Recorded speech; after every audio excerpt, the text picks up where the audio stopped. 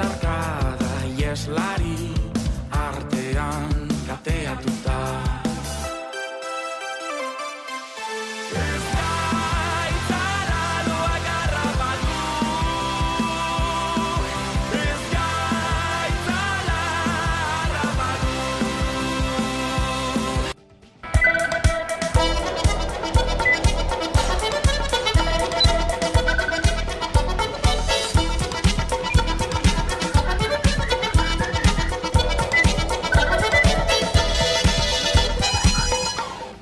Euskal Herriko pentsioen mugimenduak deituta Hego Euskal Herrian gutxieneko pentsioa 1.060 eurora iristeko oinezko martxa ezberdinak egin dira asteon, gaurko egunean Gasteizen elkartzeko hain justu Carlos Lena plazan batu dira zutabeak eta handik manifestazioa abiatu dute goizeko 11etan. Pentsionek nahi duten Espainiako gorteetan ordezkaritza duten alderdiek pentsioen azken erreformaren lege proiektuaren eztabaida baliatzea, erretiro adina berriro 65 urtetan jartzeko eta pentsioa osorik jasotzeko kotizatu beharreko urteak 15era jaisteko.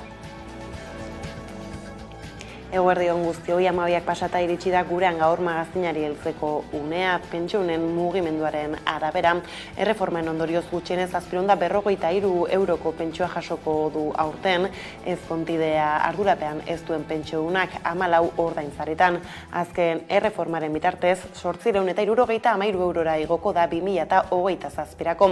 Gasteizen da Nerea García lankidea, informazio gehiagorekin. Eguerdion, Nerea. Eguerdion, Karol. Tira, gaur elkartu dira Gasteizen, Araba, Bizkaia eta Gipuzkoako pentsiounak euren aldarriak politikari helarazteko dagoeneko abiatu da manifestazioa, ezta? Hori da, bai, plaza berrian gaude eta atzean ikus ditzakegu bloke guztiak orain parlamentura abiatuko dira. Horre emango diote dokumentu bat eta, bueno, Gasteizera iritsi dira Bilbotik eta Bergaratik abiatutako blokeak, eskubidei bidea zabaltzen pentsio publiko duinak denonentzat lelopean 1080 ibilaldia murgilduta dago Euskal Herriko pentsiodunen mugimendua. Gaur Gasteizen manifestazioa abiatu da iparraldeko gizartetzetik, orain plaza berritik abiatzen ari dira parlamentura. Gasteizen bat egin dute 100 pentsiodunek 3 eguneko martxa egin ostean, astelehenean Bilbotik eta Bergaratik abiatu ziren eta asteartean aguraindik. Kilometroak bizkar gainean eta 5 urte borrokan eman ostean, Euskal Herriko pentsioen mugimenduak tinko jarraitzen du. Eta 1.060 euroko gutxieneko pentsioa ezarri arte ez duela etziko argi du. Arabako hiriburuan protesta egin dute 1.060 eurorainoko gutxieneko pentsioa Jaurlaritzak osatzea eskatzeko. Batez ere, oraingo honetan 1.080 eurora pentsioa osatzeko eskatzen diogu Eusko Jaurlaritzari eta Eusko Legebiltzarrari, batez ere hori da, ez da, une berean baitaren Nafarroakoari, ez da, hori da gaurko aldarri nagusiena. Hegoaldean, 1.060 euroko gutxieneko pentsioa berehala ezartzea aldarrikatzen dute. Hala, hilaren 29an Iruñan protesta egingo dute parlamentuaren atarian. Horrez gain, pentsiodunek nahi dute Espainiako Kongresuan ordezkaritza duten alderdiek pentsioen azken erreformaren lege proiektuaren eztabaida erabiltzea, erretiro adina berriro 65 urtetan jartzeko eta pentsioa osorik jasotzeko kotizatu beharreko urteak 15era jaisteko. Era berean, Espainiako gobernuari ere bai gutxieneko pentsioa ezartzeko. Eta hori, Espainiako gobernuak egiten ez duen bitartean, Eusko Jaurlaritzari eta Nafarroakoari eskatzen diogu. Ahal duelako eta bainera baliabideak badituelako horretarako. Hauteskunde kanpaina betean iganderako 3 egunen faltan iritsi dira pentsiunak Gasteizera. Nerea, gobernantzara zein iristeko leian herritarren arreta erakartzea dute egunotan xede alderdiek hain zuzen ere, Araban eta Gasteizen EAJaren eta Euskal Herria Bilduren arteko alde estu aurre ikusten da. Nolako ari da izaten azken egunotan kanpainan lurraldean, Nerea? Hala da, bai, hauteskunde kanpaina ostiral honetan amaituko da eta 16 egunen ostean alderdiak hauteskunde gauaren zain izango dira. Azken egunotan EAJ, PSE, H Bildu eta Elkarrekin alderdiek herritarrei euren botoa eskatu diete. Konpromisoak, proiektuak eta aldaketa izan dira gehien errepikatu dituzten hitzak.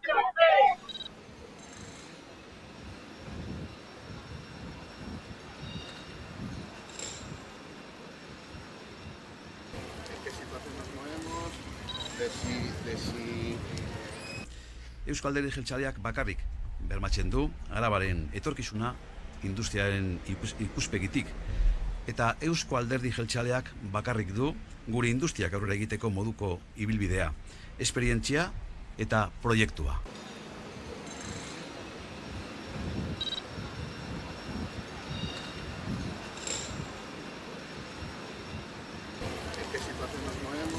Estas elecciones hay voto útil o voto inútil y hay voto productivo o voto improductivo.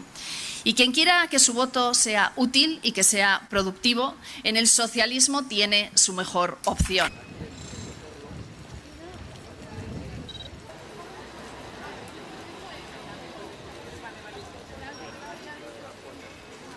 Eta bide horretan guk lurralde honetan konfiantza daukagu. Eta jauzi berri bat egitera goaz. Esperantzaren blokea garelako. Eta Araba eta Laudion gobernatzeko aukera bakarra gu gara.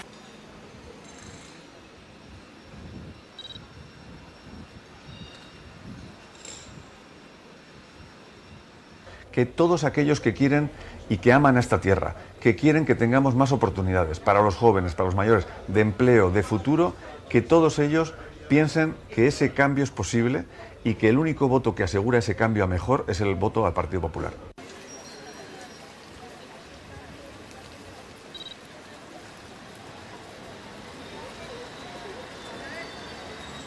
Por eso el próximo 28 de mayo tenemos que llenar de votos transformadores para vivir mejor, porque somos la única garantía para acabar con las políticas conservadoras y la mayoría absoluta del PNV y del PSE.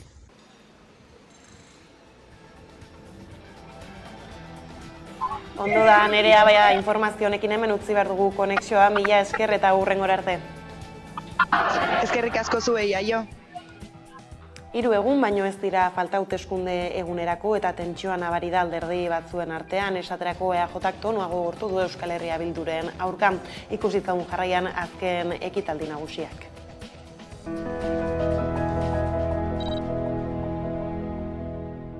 Ez gara provokazioetan eroriko, ez dugu eta ez gara lokatzetan mobituko.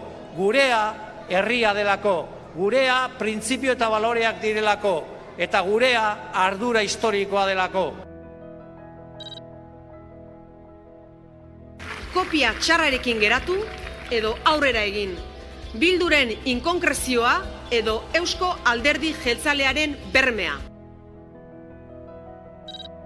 Gobernu berdina, sigla berdinak eta gero eta okerrago. Gauzak okerragoro joan ditezke inor aldatu gabe gobernuan. Sozialistok konpromisoa hartzen dugula jatorrizko metroaren 4. linea martxan jartzeko lanak hasteko.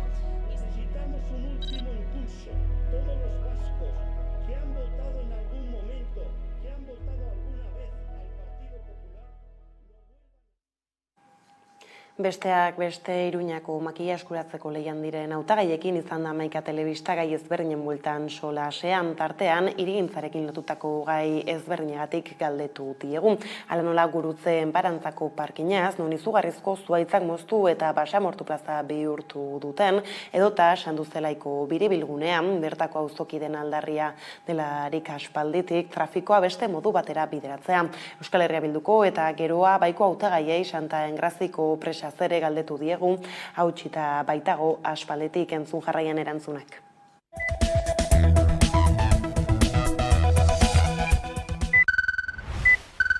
Bueno, iruditzen zait, orain gaude ja maiatzan, eta berriro ere hartu behar dugu, beldurra handiarekin gainera beste uda bero bat. Kontekstu honetan aldaketa klimatikoarekin gertatzen ari dena ikusita, gezurra dirudi oraindik badirela taldeak Iruñan proposatzen dutenak zuaitzak moztea. Horrek ez du rangorik, horrek ez du logikarik, eta ezin dugu hori permititu. Beraz, alternatibak hori bilatu behar direla, bigarren zabalgunerako bilatu behar dira aparkaleku alternatibak, baina adibidez ondoan dago Galizia etorbidea, nun orain dela urte batzuk egin zen proiektu bat, eta bertan eta gainera Maristazen egiten ari denarekin lotuta, planteatu daiteke alternatiba bat, zuaitzak moztu gabe eta berriro Iruñeko beste plaza bat, basamortu bat bilakatu gabe.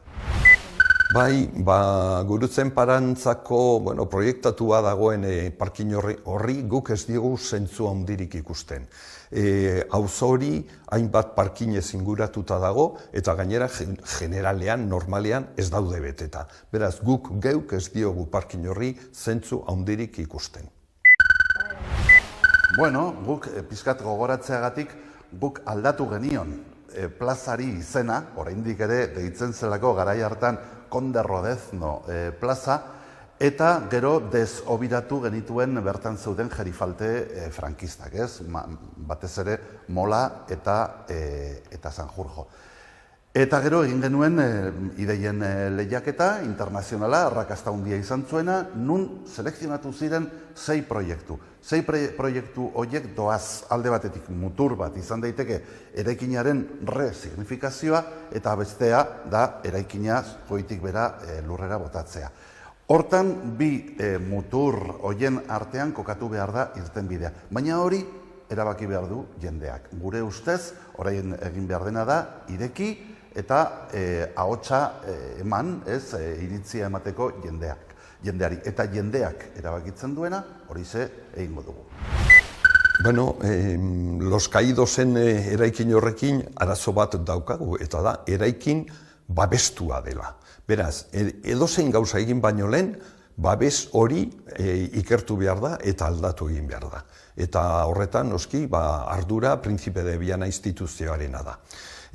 Hori esan da gero, guk uste dugu eraikin horri, eta ez bakarrik eraikin horri, baizik eta multzo osoari erantzun bat eman behar zaiola, erantzun amankomun bat, erantzun adostu bat, orain arte noski lortu ez dena, egin ez dena, baina lehen arazoa eraikin babestua dela kontutan eduki behar da, eta esan dezakegun nahi duguna, baina hori konpontzen ez dugun bitartean, esaten dugun guztia erantzun idealak izango dira, ez errealak. Irtenbide bat eman behar zaio, horri, bai ala bai. Ez dela logikoa, ez bakarrik dagoen trafikoa, da baita ere zarata, da kutsadura, arriskua hor metatzen dira hainbat elementu ezberdinak, ez? Hori hasieratik planteatu zen gaizki, eta beste gauza bat zuen artean, aipatutako guztiaz aparte, auzo bat, ez 4 zatitan banatzen ditu, eta haien arteko komunikazioa eta oztopatzen du. Beraz, horri irtenbide bat eman behar zaio bai alabai, eta hurrengo urteetan eman beharko zaio. Guretzat lehenengo pausua da ideien lehiaketa bat konbokatzea, hortan adituek esan beharko digute ze irtenbideak dauden. Zergatik esaten dut hori, ze adibidez besterik gabe kotxeak lurpetik pasatzea behartuko bagenitu, kutsadura adibidez bere hortan jarraituko luke. Ez genuen hori ebitatuko. Eta beraz, eman behar zaio arazo horri irtenbide integrala. Bai, sanduzelaiko arazoa, gurea egiten dugu noski, auzokoek esaten dutena. Euren errebindikazio guztiz justifikatua dago eta guztiz bat gatoz beraiekin. Asuntoa da, rotonda horri erantzun bat eman behar zaiola, agian kotxeen trafikoa lurperatu egin beharko litzateke, eta hori ere agian irtenbide partziala izango da. Beraz, auzokidei entzun behar diegu, noski, orain egiten ari garen bezala, eta irtenbidea egiazkoa izan dadin, ez bakarrik auzokideek, baizik eta baita ere teknikoei entzun egin behar diegu, seguruenik, nire ustez behintzat, trafikoa ere hortik nolabait desbideratu egin beharra egongo delako. Bueno, Etxabakoitz auzoak pairatu behar izan du azken hamarkadetan, ez dakit, zigor bat. Eta zigorra izan da, hori ez, Damoklesen, ez dakit, espata gainean izango balu bezala, hori bere patua, bai alabai lotu du eskuinak tren geltokiarekin. Eta hori ez da justua. Tren geltokia atzeratzen ari delako, asko atzeratu da, ez dugu ez da ere uste berehala konponduko denik, eta gainera ez da udalaren, ez da Nafar gobernuaren eskumena. Hori kanpotik dator estaduarena da. Eta beraz, bi gauzak disoziatu behar ditugu. Etxabakoitz auzoari eman behar diogu futuroa, eta gero etorriko da tren geltokiarena. Orduan, horretarako, hori kontutan hartuta, nik uste dut hor etxe bizitzari dagokionez, eta baita ere, hori dotazioei, adibidez, dagokionez, neurriak har daitezkela. Guk, gure programan sartu ditugu batzuk, adibidez, Nikazio Landa ikastetxean, hori ez, Zibox moduko bat ezarri nahi dugu, auzorako, eta baita ere, de eredua bertan implementatu. Bai, momentu honetan PESIS bat dago hor, hainbat eta hainbat alegazio egin zitzaion, eta orain ere berriz egingo zaio, nik, arazo asko dauka, edozein PESISek duen bezala, baina baita ere, nik gauza bat argi eta garbi daukat. Nik uste dut PESIS horrek Etxabakoitz auzoarentzat oso ona izan daitekela. Beste bizi berri bat eman diezaiokela Etxabakoitz auzoari. Hor egia da, ideia kontrajarriak ditudala, ez? Alde batetik badakit elementu historikoa dela, Mairugarren mendetik hortxe dago, eta badakit baita ere hainbat jardueretarako importantea izan dela, ez? Aisialdiari dagokionez batez ere. Baina momentu honetan, hori ez, mundu ekologistatik eta konfederaziotik, ere datorren mezua da, presa horiek eliminatu behar dira eta ibaiari bueltatu itzuli behar zaiola bere ibilgu eta bere bizitza naturala. Eta nik uste dut hori dela bidea. Hori bai, aspektu historikoei dagokionez, errespetatu alda zati bat, pixkat irudikatzeko hor egontzela presa historiko hori, nik uste dut momentu honetan priorizatu behar dela beste kriterio hori, ibaiari itzuli behar zaio bere bizitza naturala. Bai, egia da, Santa Engrazia presa degradatzen ari da, eta gure ustez konpondu beharra dago, baina ala deia. Arraunlarien federazioaren onerako, Federazion Navarra de Peskaren onerako ere bai, konpondu behar da, eta ahalik eta laizterren. Iruditzen zaigu astakeria. Sekulako astakeria. Bertan, eraiki nahi dutela berriro Salestarren bigarren fasea. Ez berriro dorreak, berriro hori ez, malda batetan gainera, eta batez ere eremu natural bat izor. Zeharo kontra gaude eta aukera baldin badugu buelte emango diogu horri. Bai, badakit hainbat kritika jaso duela proiektu horrek, baina nik uste dut Elizpea auzo berri horrek baditu arazoren batzu, ez da, hor dorre batzu proiektatu dira, oso garaiak zirenak, pixka bat garaiera, pixka bat jatsi da, noski dorre horien gandik oso gertu bizi direnentzat, hori kalte bada nolabait, baina Elizpea auzoa momentu honetan hor dagoen ripa oso egoera txarrean dago, hori garbitu egin behar da, buelta eman behar zaio goitik bera, eta nik uste dut proiektu hori ongi, era orekatu batetan garatzen baldin bada, ona izango dela guztientzat. Saiatuko gara, behintzat, ez? Nik uste dut urte hauetan pixkate erlajatu dela udalaren lana aspektu horretan, ez da erreza beti ahalegin estra bat egin daiteke, eta guk uste dugu bai udalak dituen baliabideak eta kontutan hartuta azken urteetan ez dela oso eraginkorra izan horretan.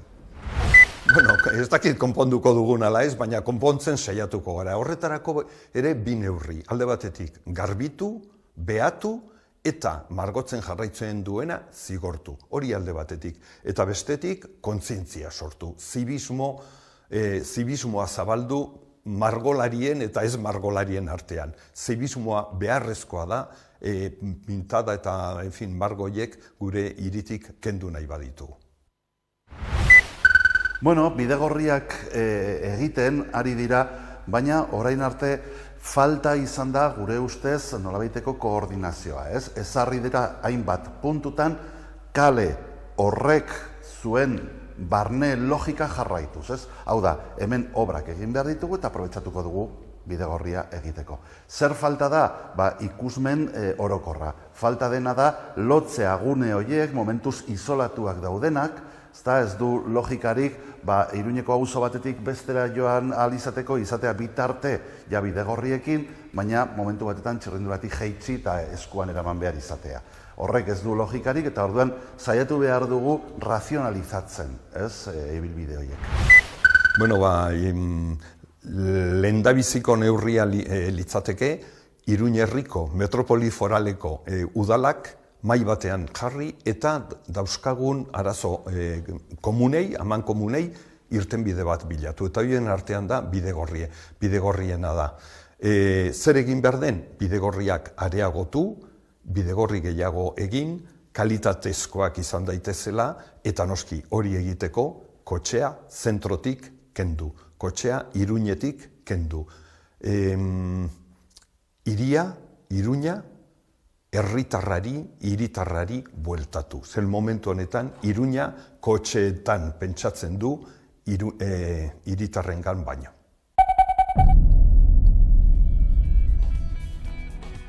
Laster izango dugu aukera Iruñako hautagaien adierazpen gehiago entzuteko, lehenago baina bada besterik, Senpereko eta inguruetako herritarrek elkarretaratzea egin dute etxe baten salmenta espekulatiboa salatzeko.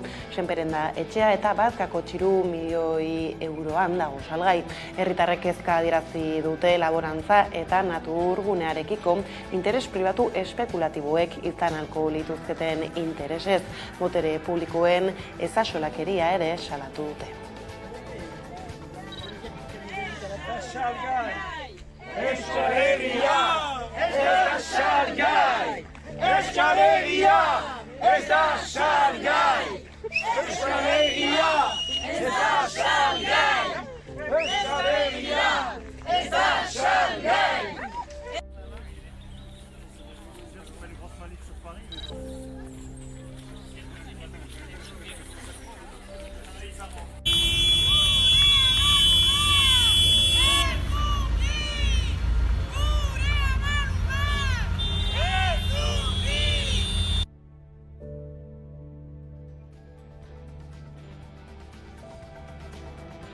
Ipar Euskal Herrian garela, hilabete hasieran iragarri legez, Kanaldude telebista etxe guztietan ikusi daiteke dagoeneko. Kanaldudetik eki dugu kameraren beste aldean, berri pozgarri hau gure ganatzeko, eguerdion.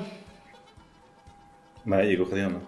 Tira, hainbat hornitzairekin izenpetutako hitzarmena eta gero telebistara iritsi da Kanaldude. Zer suposatzen du honek eki erronka berria ere badau Kanalduderentzat?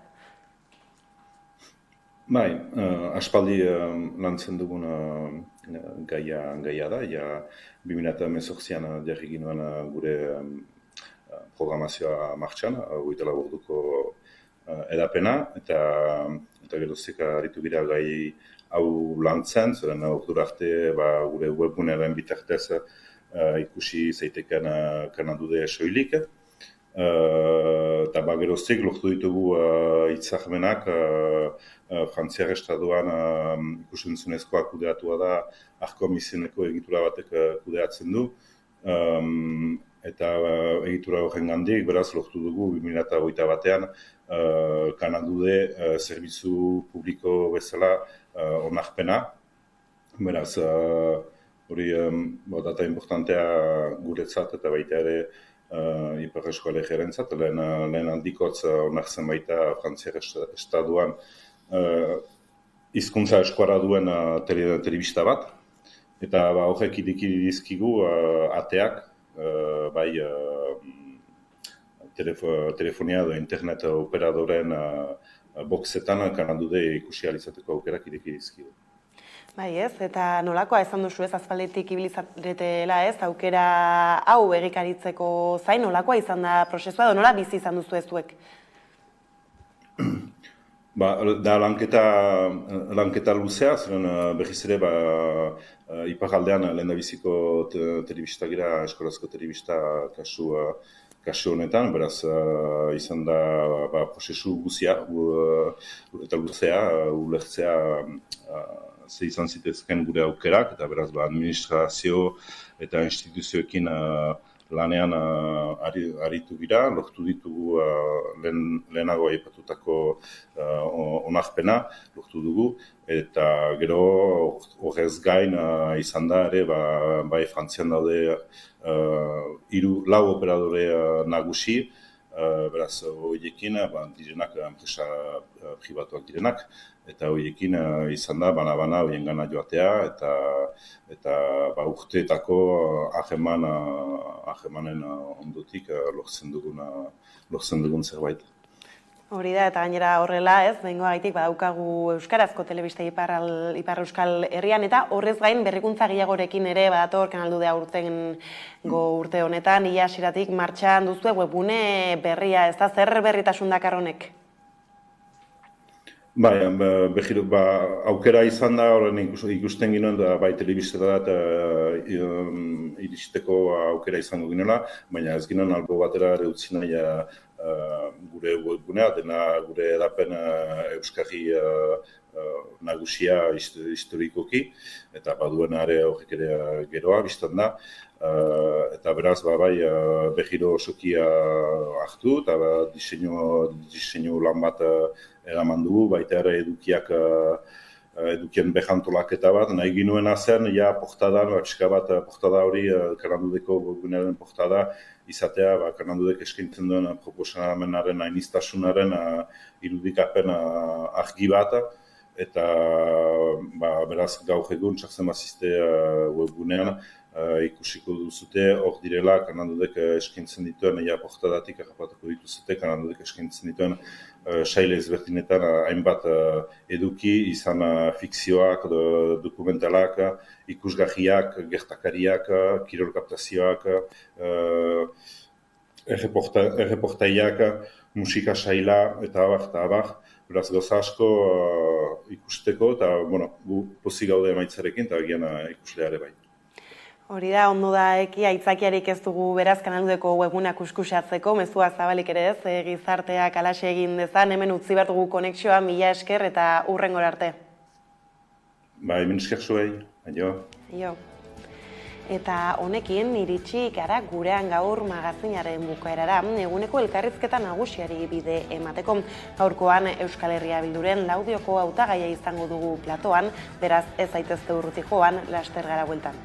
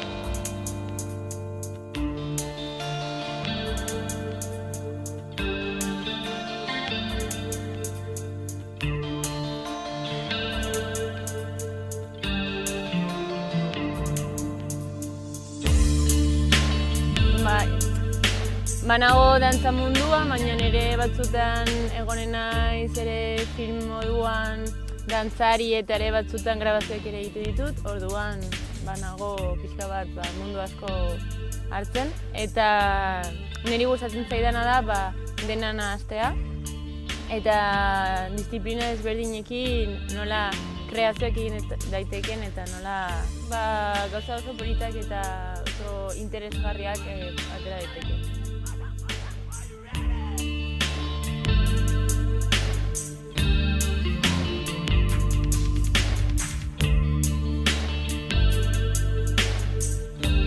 Ten. Orduan, ekimen bat egin behar genuen, eta pentsatu nuen antzerki bat, ezakitze, eta eske ilun bera gertu zen. Eta hasi ginen antzerkia prestatzen.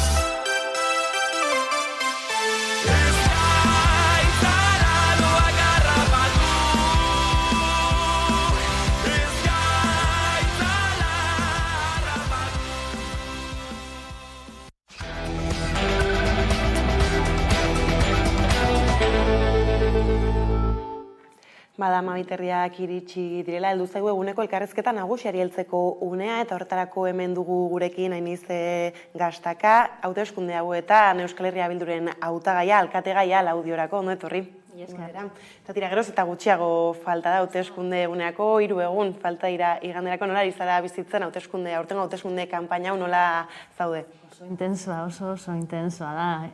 Egia da dela nire lehenengo, ez da lehenengo kanpaina, baina bai ardura honekin, beraz beste modu baten bizi da, eta oso barrutik, eta bai, topera. Bai, ez, baina egia da Laudioko udal politikan aldaketa asko jaso izan direla azken hamarkadetan, ez? Zer nolako irakaspenak utzi dituztonek, edo ez, aurtengo aukera honi begira? Egia da, Laudiok ohitura arraro bat izan duela, dala holan ibiltzea batetik bestera, ez? Dantzan, alderdi batetik bestera, gainera normalean 2 ziklo betetzen ditu alderdi bakoitzak, eta irakaspena da, bagian horrekin ere amaitu behar dela. Ohiturak batzutan aldatu behar dira. Eta zergatik, epe luzerako proiektuak egin ahal izateko. Bai, ez da horrek baduen arriskua horixe bera bada. Eta hain zuzen ere justu azken legegintzaldian, kasu honetan ez, EAJ izan da buruan, zuek oposiziotik nola bizi izan dituzu azken urte hauek? Gehiengoan egon dira, eta egia da gogorra izan da, ez bakarrik oposizio talderako, herriarentzako ere. Ze oso sartuta egon dira euren bulegoan, eta gauza asko oposizio taldea ni ez naiz egon zinegotzi, baina zinegotziek askotan kontatzen dute oso gogorra izan dela lanaz, informazio oso eskaz heltzen zen, edo inkluso atzeratua, adibiderik argiena da, Laudion anbulategi berria egin behar dute, eta kokapena, eta egin behar zutela komunikabideen bidez jakin izan zuten, jakin izan dugu danok. Horrelako gehiagikeriak gertatu dira. Ez, eta horretaz aparte herriari berari begira ez, Laudioren ez, bizigarritasun horri begira, nolako Laudio utzi du EAJak azken urte hauetan? Baitu, hilabete hauetan, aukera handia izan dut, jende askorekin hitz egiteko, ez? Eta sentsazioa da, berdina guztietan, kasu guztietan, aktibatuta edo antolatuta dagoen edozein pertsona, berdin dio, kulture espazioetan edo berdin dio zein eremutan antolatuta daudenak leher eginda daude. Udalearen dei baten zai, bilera baten zai, diruaren zai, beti udala oztopo bilakatu da herrian bizitza sortzen duten pertsona horientzako. Beraz, hauek aintzat hartu da inize, zergaitik gobernatu behar du Laudion Euskal Herria Bilduk? Nire ustez EH Bilduk daukan nortasuna hori bera da, herria, eta aintzat hartzea eta entzutea precisamente jende guzti hori.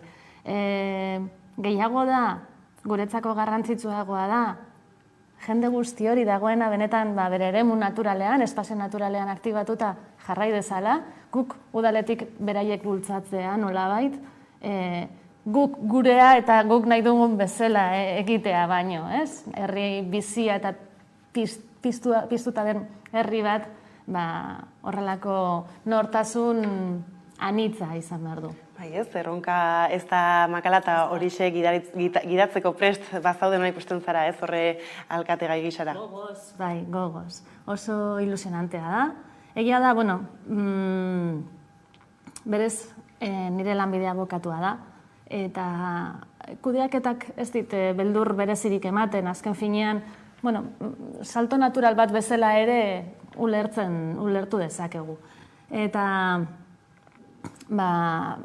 herriari eskaini alzaion hori bezala, egia esan momentu honetan egia da, erronkak kolosalak dira, baina dena egiteko dago eta oso gauza politak egin daitezke. Beraz, hori ere oso ilusionantea da. Bai, ez da zentzu horretan badukazue asmo handiko programa bat ere ez prestatuta, baituzue proposamen sendoak, egun hauek gainera kanpainan bai izaten dira ez horixek partekatzeko, edo jendeari horiek azalduta erakusteko, nolako harrera ari dute izaten? Zeran, uste genuen gehiago izango zela harridura, baina jada ari dira egun batzuk pasatzen, eta harridura baino uste dutela harrera ona ari dela jasotzen, ze gure programak parte hartzean, lehenengo eta behin parte hartzean oinarritzen da, baina gero guk egiten ditugun proposamen guztiak ez dira legegintzaldi batetara mugatzen. Epe luzerako proiektu batan. Are gehiago, esan dezakegu, badela guk Laudio 15 urte barru nola ikusten dugun edo zer nahi dugun. Eta horregatik pentsatzen genuen, ostras, hau handia da. Ilusionantea da, niretzako da, asko pizgarriagoa da joatea horrelako proiektu sendo eta potente batekin Laudio osoa integratzen duena modu orokor batetan. Baina harrera zein izango da, ez? Harridurarena, eta ez, uste dute jendeak horren beharra ere somatzen duela. Bai, importantea da, herri bat norantza baten kokatzea. Eta tira ez, programa horri begira ere ez, parte hartzea aipatu zu nola badagoen zentroa, nola baita esatearen, ala ere zeintzu dira bestelako ardaz nagusiak, edo zein politika erdigunean jarrita ez?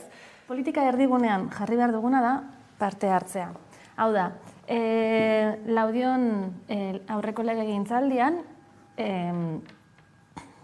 parte hartzea araudia onartu zen, EH Bilduren egindako aportazio gehienak jasota ditu, beraz, guretzako erraminta interesgarri bada, eta hori martxan jarri nahi dugu, baina martxan jarri benetan. Hau da, baliogarria izan dadin nahi dugu. Horrela, berriz ere, herritarrak ahaldundu, gaitu, erabakitzea almena eman, gure konpromisoa behin eta berriz esan dugu, badala, eztabaida foko guzti horietan, kontseilu guzti horietan hartzen diren erabakiak, gure konpromiso politikoa dela, horiek errespetatzea naiz eta ez izan gureak. Orduan, guk gure programa, foko horietara, foro horietara eramaten ditugu eztabaidatzera. Horrek ez du esan nahi, horiek aterako direnik. Baizik eta guk, beste gainontzekoek bezala, hor proposatu eta eztabaidatuko ditugula. Eta erok programan ez, ageri diren proiektu ezberdinei erreparatuta ez, egia da hainbat badaudela edo fokuetariko bat badela bai ekonomian, zein hirigintzan eta biak uztartzean. Baita ere hor bestak beste industria eremuak bestelako modu batean antolatzea aipatzen da ez, zergaitik edo zein egoeratan aurkitzen da udalerria? Laudio izan duen bilakaera izan da, azkeneko hamarkadetan industriak bere garaian modu oso bortitzean sartu zen Laudion, eta gainera oso enpresa potenteak izan ziren. Hauek behar zituzten espazioak bere ganatu zituzten, eta ibaia ere beraientzako beste tresna bat bezala erabiltzen zuten. Bai hondakinak botatzeko, baita beraien tresneria hozteko eta. Orduan, bada garaia, berrantolatzeko herria, zergatik bada espazio industrial asko geratu dira erdiguneetan sartuta. Eta badaukagu espazioa hori guztia antolatzeko. Eta ez da bakarrik soilik herritarrentzako ona dela, industriarentzako ere bada. Ze adibide bat enbasezen proiektua da, enbasez auzo baten erdi-erdigunean geratzen da, espazio ez dauka edatzeko gaitasunik, txikituta bezala geratu da hor, eta sartzeko kamioiak eta oso komplikatua da. Orduan, gure proposamena da, hobeagoa den beste espazio batetara joateko baldintzak eta laguntzak jartzea, espazio hori osoentzako, oso horretarako lortzen dugu, eta berreskuratzen dugu, eta nolabait enpresa hori bermatzen dugu herrian geratzea, eta ondo eta eroso sentitzea herrian. Bai, ezan ere gizarte osaren mailan bada industria, erronka edo horri birpentsatzeko erronka handia, eta honek ere badu beraktibazio ekonomikoarekin lotura. Gure planteamendua ekonomian bada, argi dago, enpresa traktore pila bat edo traktoreak ditugula herrian. Eta enpresa traktore horiek lanpostu asko ematen dizkigute enpresa bakoitzeko. Beraz, menpekotasun handia da.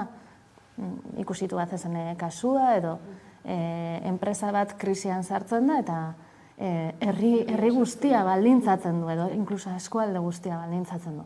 Beraz, enpresa traktore horiek herrian errotzen ditugula bermatu behar dugu nolabait. Eta bestetik, ulertzen dugu, diversifikazioa izan behar duela beste lan hildo bat. Zergatik, ez direlako soilik enpresa traktoreak herrian daudenak, baizik eta ere industriarako zerbitzu edo enpresa txikiagoak, pyme txikiak, industria pymeak izango zirenak. Orduan, horiek sare handia daukagu hoiena, baina ez oso interesgarria litzateke diversifikaziora bideratzea, horiek ere enpresa traktore erabat menpe behintzat ez egoteko. Bai, ez da ipatu lehen tarteka, adibideen artean Tubacexeko borroka bera, egia da justu azken legegintzaldi hau markatu egin duela baita ere Laudion, eta esan duzu bezala Amurrion eta eskualdean protesta hauek egia da gero honekin iritsi direla izan Eusko Jaurlaritzaren partetik esaterako, plan ezberdinak, nola erreparatzen diezu hauei? Planei. Lehenengo da behin, lehenengo zoriondu langileak.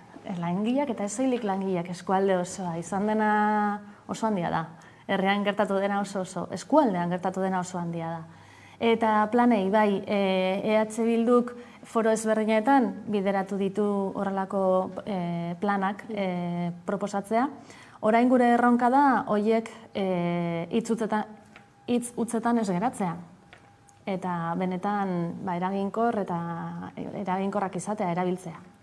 Ekonomiekin lotuta ere badago tokiko merkataritza, zer nolako osasuna duen Laudion?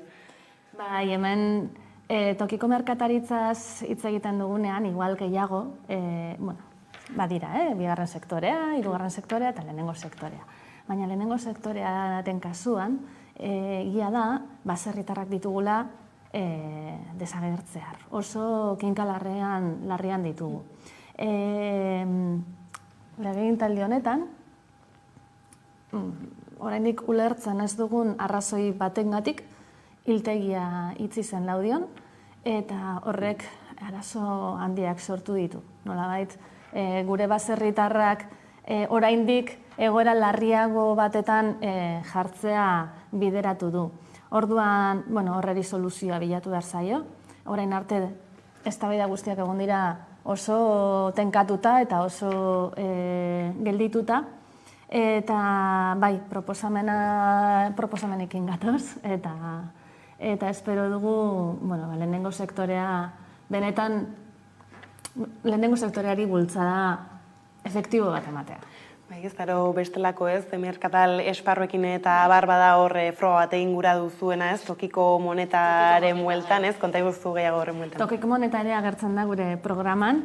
Ez dakit, esan bezala, epe luzerako proposamen bat da, ez dakit tokiko monetak zein puntutan edo zein ere fasetan aplikatuko genukeen, baina bai egia da buruan dugula. Iparralden dagoen tokiko moneta dugu adibide bezala, oso interesgarria, eta rotazio hori gertatzeko eta herrian dirua geratzeko oso sistema efektiboa dela ulertzen dugu, benetan eraginkorra, frogatuta dagoena da jadanik, eta bai, bada gure proposamen bat. Baina bada alternatiba interesgarri batez gaur egun bizi ditugun krisianitz horiei bidetxo bat topatzeko. Eta horretaz aparte, hasiera nola industriaz eta hirigintzaz aritu garela, aipatzen zenuen nola ibaien erabilpena eta inguruak, horrei ere buelta bat eman behar zaiela udalerrian, hor Nerbioi ibaiaren bueltan eko bulebar bat ere proposatzen duzu zer nolakoa izango litzateke?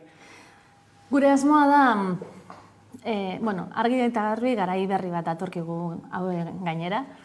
Ez da EH Bilduk horrela planteatzen duela, baizik eta planetak berak horrela planteatzen du. Baditugu alde batetik trantsizio energetikoa, klima aldaketa, badago gizartearen edo jendartearen zahartze prozesu bat. Orduan, berriz ere uste dugu herria horretara ere egokitu behar dugula. Eta hau modu bat da, eta ez da gure asmakizun bat, Europa osoan, inkluso mundu osoan egiten ari den zerbait da. Helburua, komunitatea eta naturaren oreka, hobeago bat bilatzea da. Orain arte igual natura anikilatu dugu, eta seguramente eta Europan eta munduan badira beste adibide batzuk, naturarekin, natura errespetatzen bizi gaitezke. Eta eko bulebarra hori da. Beste modu bat ibaia bizitzeko. Bere rekuperazioarekin lortzen duguna da espazioak, benetan erabilgarriak direnak eta natura ere zaintzen dutenak. Halako oreka hori bilatu. Eta inguru horretan, eko bulebarra planteatzen dugu, hau da, etxebizitza molde ezberdinak proposatzen ditugu, zeinetan komunitate izaera hori bilatzen, bestelako etxebizitza molde ezberdinak egin aldiren, gazteak eta nagusien arteko elkar harremanak ere bultzatzeko, eta ez hori bakarrik ere, beste buelta bat ematen badiogu etxebizitza moldeari, seguramente guretzako erakargarriagoak, guretzako erosoagoak, merkeagoak eta ekologikoagoak izango dira.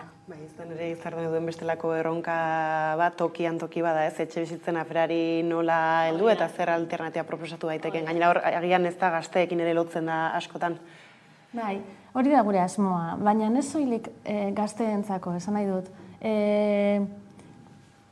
Auzo bat sortzea, osoan oreka bilatu behar duzu. Eta zaintza molde ezberdinak bilatu nahi ditugu pertsona gure erdigunean jarri, eta agian gazte eta nagusien arteko harremanak naturalak sortzen baditugu, seguruena zaintza harreman naturalak eta espontaneoak sortuko dira ere.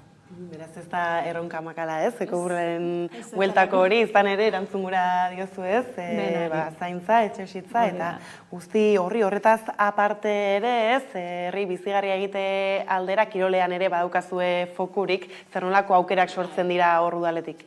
Laudion gertatzen da,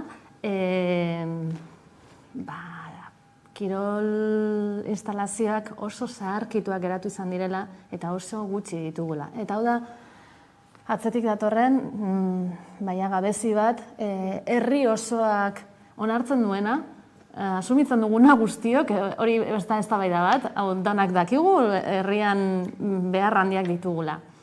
Eta berriz ere, ez dugu partxeoa nahi.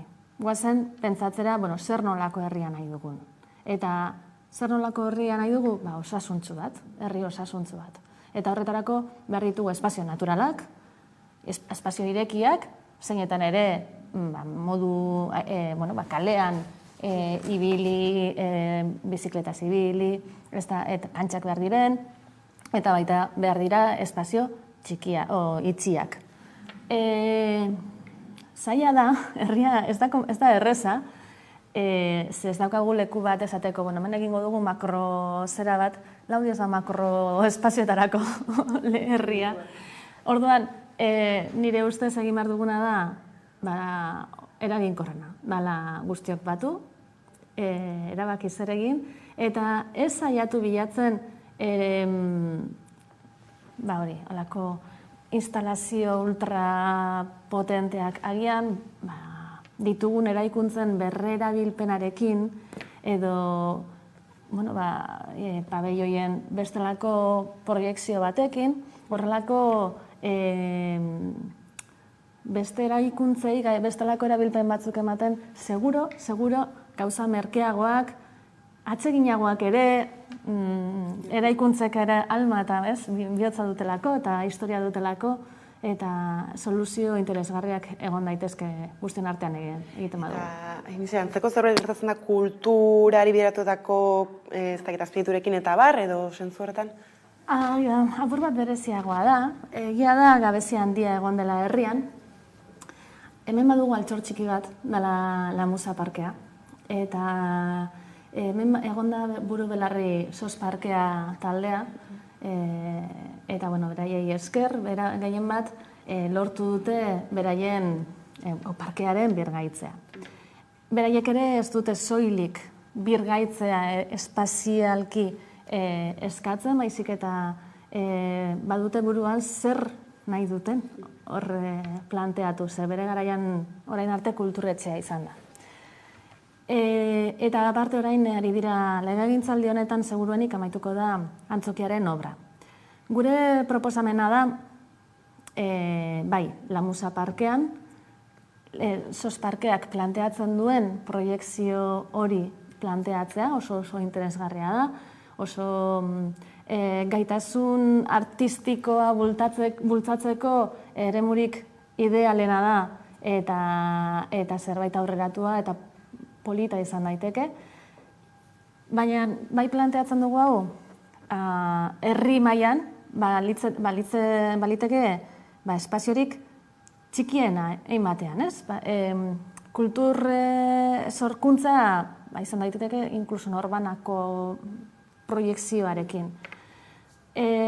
Antzokia izango litzateke bestelako ertaina, proiekzio ertainarekin, izan daiteke antzerki bat, bestelako horrelako formatoekin, eta uste dugu beste hirugarren behar bat dagoela, dela formato handia exigitzen duten kultur eskaintza horretarako. Horretarako planteatzen dugu ere, erdigunean, ez da guk asmatutako proiektu bat, baizik eta kulturlabek eta parkeak eta herriaren elkarteak ere horrelako planteamendu bat egiten du, Bizkaia kalean dela herriko erdigunean espazio polivalente bat planteatzea. Horrela ja, egitura guztiak, behar ditugun egitura guztiak izango genituzke, eta gero bigarren horkoska da, kudeak eta bera, nola egin. Bai, ez, behintzat badaude aukerak ez hori ezin genezake ukatu eta guzti hau ere, ez, Euskara erdigunean jarrita aipatzen zuen, ez, programan bertan baita ere egia da, azken denboran, ez, jende oso kezkatuta badagoela, ez, Euskararekin, ez, afera ezberdinak ardira mai gainean azken hilabeteetan, ez, asko ere lotuta agian, ez, udalean zer hizkuntza erabiltzen diren, ez, eta, baita herrian sustatzearekin. Guk argi dugu. Euskara zeharkakotasunez zertatuko dugu udaletxean. Gure nortasunaren barne dago, nortasuna Euskara eta euskal kultura gure nortasunaren barne edo propioa da, eta hori udalean horrela txertatua egon behar du. Horretarako planteatzen ditugun baldintzak edo ez zoilik esan, zeharkakotasunez aplikatuko da Euskara, ala eta punto, jazta, ez da hori. Ulertzen dugu, euskalgintzan jarduten duten elkarteekin, nolabait, aitortu eta hauekin elkarlanean egon behar garela, ze egia da, euskalgintzan aritzen diren elkarte gehienek egiten duten kritika izan da, esaten da, ez dago ez da telefonoa jasotzerik, ez dago ez da dei bat udaletxetik, hori sustatu behar da, elkarlana eta zaintza hori, horrelako elkarteei, arnazguneak aitortu, Euskararen arnazguneak aitortu eta bultzatu ere. Gero, aktiboan diren euskaltzaleak hori bermatu jarraitzen dutela. Eta baita buruan duguna da beka sistema berria diseinatzea. Pausuak eman alizateko doakotasunera, baina baita ere online bidezko irakaskuntza barneratzea, ze Laudion behintzat ez da horrela, eta laguntzeko, olako oztopoak kentzeko. Ere egia da, eta nire harridurarako, Euskalgintza Kontseiluaren konpromesuak sinatu berri ditut. Hautagai, zerrendaburu guztiei eskaini zaie, eta herrian ni izan naiz bakarra sinatu dutenak. Harrituta nago horrekin oraindik, baina horrela da, eta guk behintzat buru belarri horretara goaz. Horrela izanik esan egin behar da baita ere. Eta honekin aipatu ditugu, programako hainbat eta hainbat ertz, esan bezala hainbatetan badaude gehiago, beraz interesa duenak, edo eta kuskusatu nahi duenak hor dauka, Laudioko programa, eta ere aipatzea orain justu hauteskundeen bueltan prentsa behiratzen badugu guztiak dira, adierazpen batzuk, beste batzuk, lokaztutako kanpaina atezari da asko hitz egiten bereziki agian, bada EAJ, Euskal Herria Bilduren aurka, jarrera gogortzen ari dena, egunetik egun nola erreparatzen diozu aurtengo kanpaina hori? Nik pertsonalki penaz. Bada modu bat, eztabaida politikoa alde batera uzteko eta nolabait eztabaida kalitatea benetan desagertzeko, kasi. Orduan oso penatuta zentzu horretan. Gogoz ja etorkizunari begira jartzeko, ja behingoz danok, eta benetan proposamenen inguruan hitz egin ahal izateko, eta oraindik itxaroten, noiz datozena. Ez da, gainera bestelako foku bat ere bada abstentzioa bertan, ez dakit Laudiotik nola erreparatzen diozuen horri? Egia da, politika konbentzionalak duen ondorioa abstentzioa da. Zergatik, egiten zaion kritika nagusia da, benetan, ez dela oso eraginkorra edo deskonexio handia dagoela herriarekiko. Gure partetik EH Bilduk hori ere nahi du, horreri buelta eman nahi dio, ez dugu politika konbentzional horretan sinesten, eta guk herrian gure konpromesirik handiena da precisamente hori, herria aldundu, herrietarra aldundu. Beraz, horren buelta, nolabait konbentzitu behar duzu jendea, abstentzia hori da, paso egiten duz, ez dut sinesten honetan, orokorrean. Gure helburua da hori, benetan ahaldundu tresnak eman, sinesteko bakoitzaren hitzak benetan balioa duela. Beraz, premisa horri helduta igandera begira bukatzeko zer mezu saldu Laudioko herritarrei? Baskotzeko noski, baina bai, ez da nik onartzen dut, hau dira nire lehenengo hauteskundeak, eta ez da erreza egiten, boskatu EH Bildu, ez da zerbait niretzako naturala egiten zaidana, baina bai, uste dut oso garrantzitsua dela parte hartzea. Parte hartzea, ze horrela bai, benetan gauzak egin daitezke. Beraz, eta parte hartze horren beste gauza bat da boskatzea. Ez da bakarra, baina bai pausu bat, eta oso garrantzitsua dena ere. Beraz, animatu, bakoitzak sinesten duen horretan, boskatzea, eta koinziditzen badugu, hobeto. Hori da, eta honekin hemen utzi behar dugu elkarrizketa inizen, mi esker gaur gurekin tartetxo hau hartzearen. Eta orain jarraian eguneko solasaldiarekin bueltatuko gara, laster arte.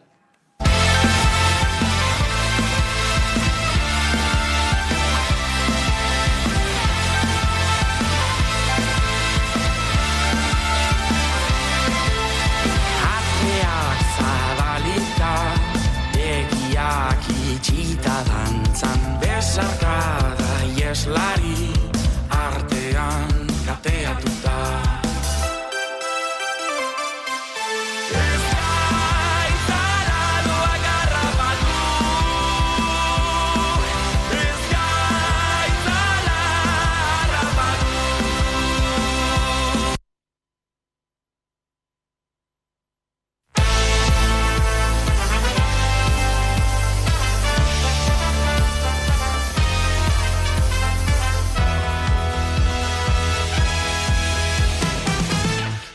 gero irrifarra.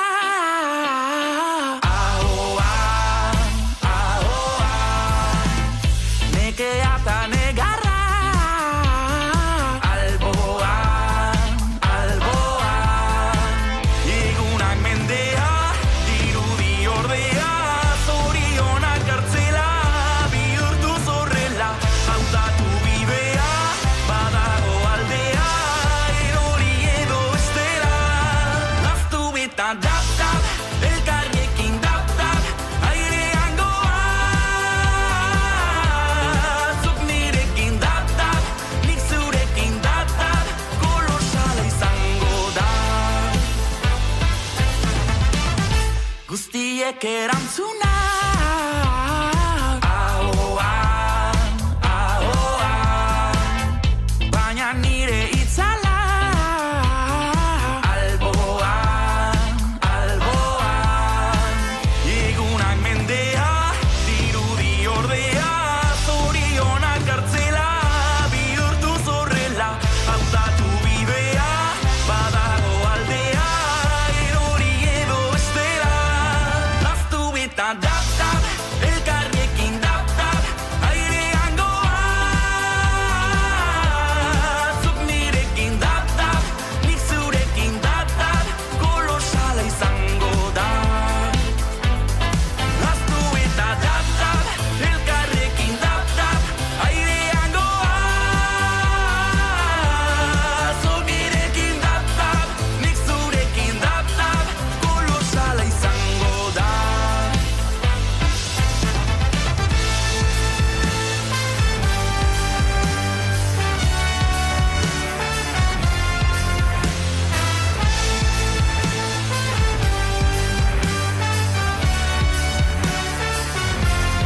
Bidea hasi da, zulotik argira, batera goaz.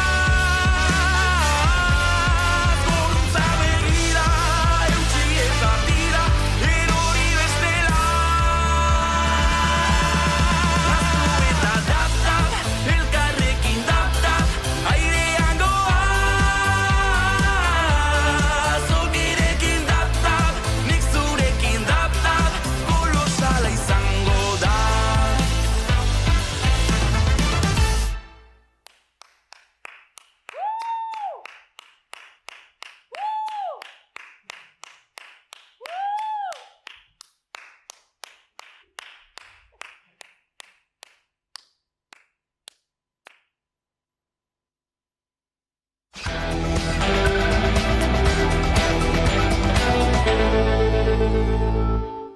Bada ordu bata iritsi dela, duzaigu eguneko solasaldiari heltzeko unea, eta horretarako hemen ditu da albo banatan, Zurine Rodriguez eta Ibon Meñika, ondo etorri. Eta hauteskunde egunaren, 3 egunen faltan, hauteskunde ez hitz egitea egokitzen zaigu gaurko honetan, eta bestak beste hasteko kanpaina zarituko gara ez, izan ere, ikusi genuen nola hasi zen hemen kanpaina, aurreko aste, nokeres banabil, batzu lehenago, tira. Oraintxe ere ez, jarraitzen du gogor kanpainak, lokaztuta kanpainak ikusi ditugu memeak eta barrak ere ez, Ortuzar Trumpekin alderatzen, horri izan ere ikusi dugu ez nola azken egunotan Oskar Matuteren bueltan, zabaldu den bideo batekin ez zer gertatu den, nola Ortuzarrek erabili egin duen bideori bere Barakaldoko mitinean, kasu honetan ez Oskar Matuteren inguruko hainbat gezur zabaltzen zirelarik, ez dakit nola izadeten bizitzen azken egunotako, ez azken sprint hau. Bai, begira, ni nekatuta nago, ja, sprint horren bukaera horren baitan, ez, ja, nekea somatzen du, neke fizikoa zein emozionala baita, ez, eta galdera hori egiten ziatenean beste egunean esaten ziaten, ze sentsazioa dakazu momentun eta nik esaten nion, ez, badaukat sentsazio gazi gozoa. Ez, zergatik, ez, alde batetik bai dalako, edo oso ohituta gaudelako Euskal Herriko kanpainak nahiko planoak izatera, ez, eta bagaude benetan ikuste dut alternantzia posible bateko kanpaina baten bueltan, ez? Benetan badaude jokoan, ez munizipio bakar bat, baizik eta askon, eta hori oso interesgarria da, zeren ematen dio saltza, bera, hauteskundei eta hauteskunde urrengo egunera, ez? Eta niri hori positibotzat eutzen zaitez, eta liberean ere, edukiko ditugun argazkiak ez dakigu zeintzuk izango dira, baina ez dara gizonen argazkiak izango, eta hori ere berri ona da, ez? Ikusiko dugu azkenean gizonen instituzioak ez ditugula edukiko. Hori, eragiten dituzu sentsazio positiboa, eta nik uste ona. Baina, beste aldetik oso kanpaina gogorra izaten ari da, ez? Eta nik beti izaten dut, gogortasun hori positiboa da, beti ere ideologikoa bada, eta konfrontazio ideologiko horren baitan mugitzen bada. Eta ni badaukat sentsazioa konfrontazio ideologiko oso gutxi egon dela, baina konfrontazioa bai. Orduan, konfrontazio ideologikoa ez bada, zer da? Zuk esan dezuna, ez? Lokatza. Eta orduan nik uste, eta azken egunetan hori da ikusi duguna, eta aitortu behar da, eta esan behar da bat, ez ere AJ-etik bultzatuta, ez? EAJak ekarri du, hasiera batean izan zen Espainian sortu zen polemika, PPek sartuta batez ere, ez? EH Bilduko zerrendaen arira, baina gero, ona ekarri da, azken egunotan, zuk esaten zenuen, Oskar Matuteren kontura, baina ere, adibidez, ez?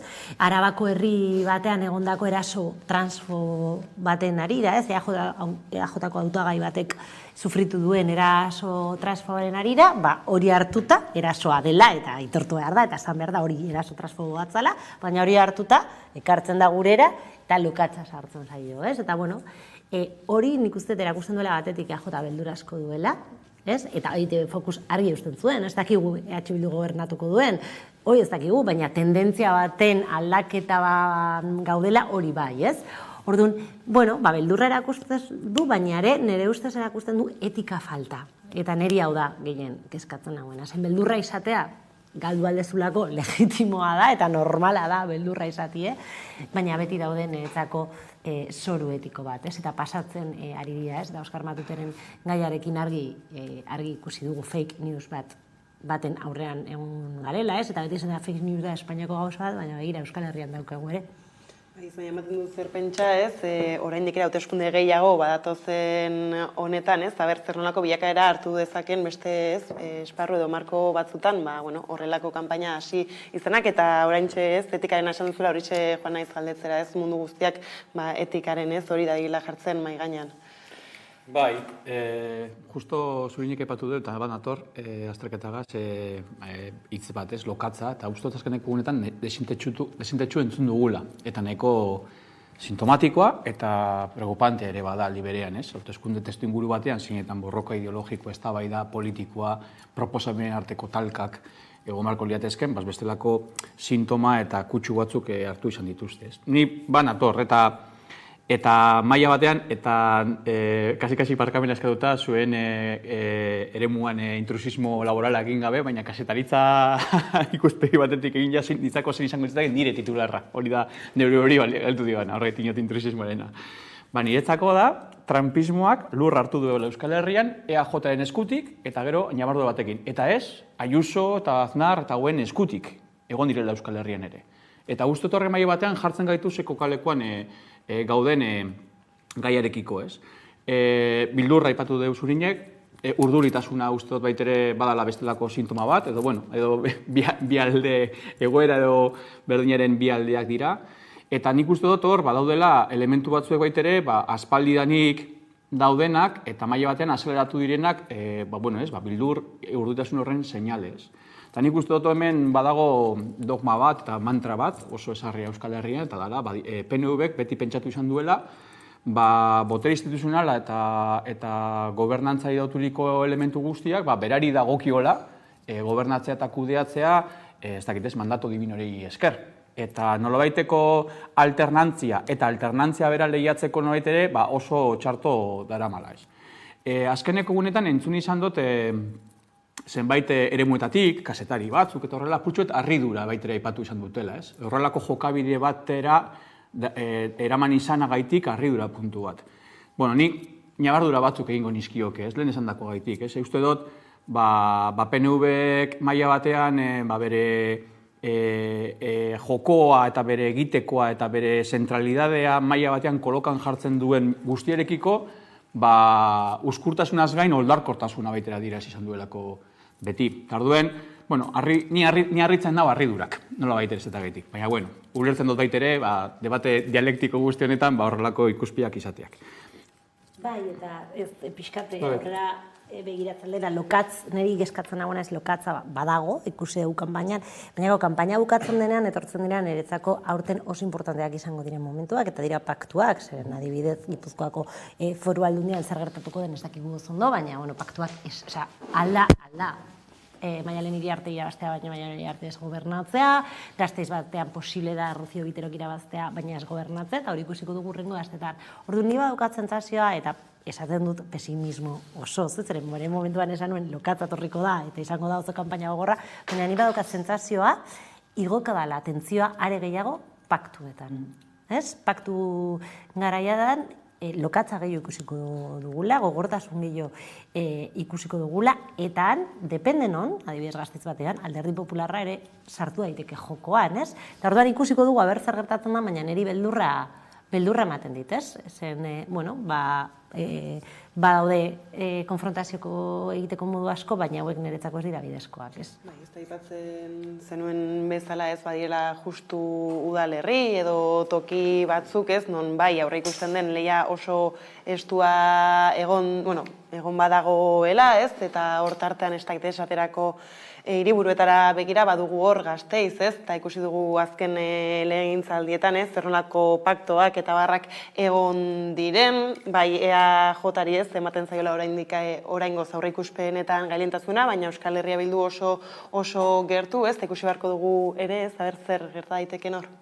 Eta batez ere nik uste dut, azkenek urtako tendentzia egiten, eta orain nik uste dut nahiko nabari izango da, hiriburuena igual da paradigmatikoena, ez? Askotan hiriburuak izan direlako apurtxu bat, ez? Beste errealitate batzuetatik igual, mikrokosmos propio bat daukatelako, ez? Baina gaurko egunean ordezka dezakete bestelako sintonia, ez? Orokorrago baten horiteko igual laginik esponentzialenak direnak, ez? Eta da lehen baitera aipatu du zurine, baina emoten eri dira, gaur egun Euskal Herrian nahiko polarizatu egon izan direzen errealitate batzuek baitere, soziologikoki edo korronte sakonekoen aldaketa posible batzuen sintomak somatzen ari dira azkenek urtetan, eta horren maila batean, termino municipalista, parlamentari edo eztabaida politikoaren jokura, eraman ez geroan, ekartzen duena da, indar harremanak maila batean, parekatzen ari direzela termino batzuetan, eta horrek maila batean, gobernantzarik enoiteko egokina hoberena edo sakonen izan dezakena da, negoziatzeko, akorditara heltzeko eta politikeneko noiteko eztabaidak eta adostasuna lortzeko gaitasuna duenarekiko, ez?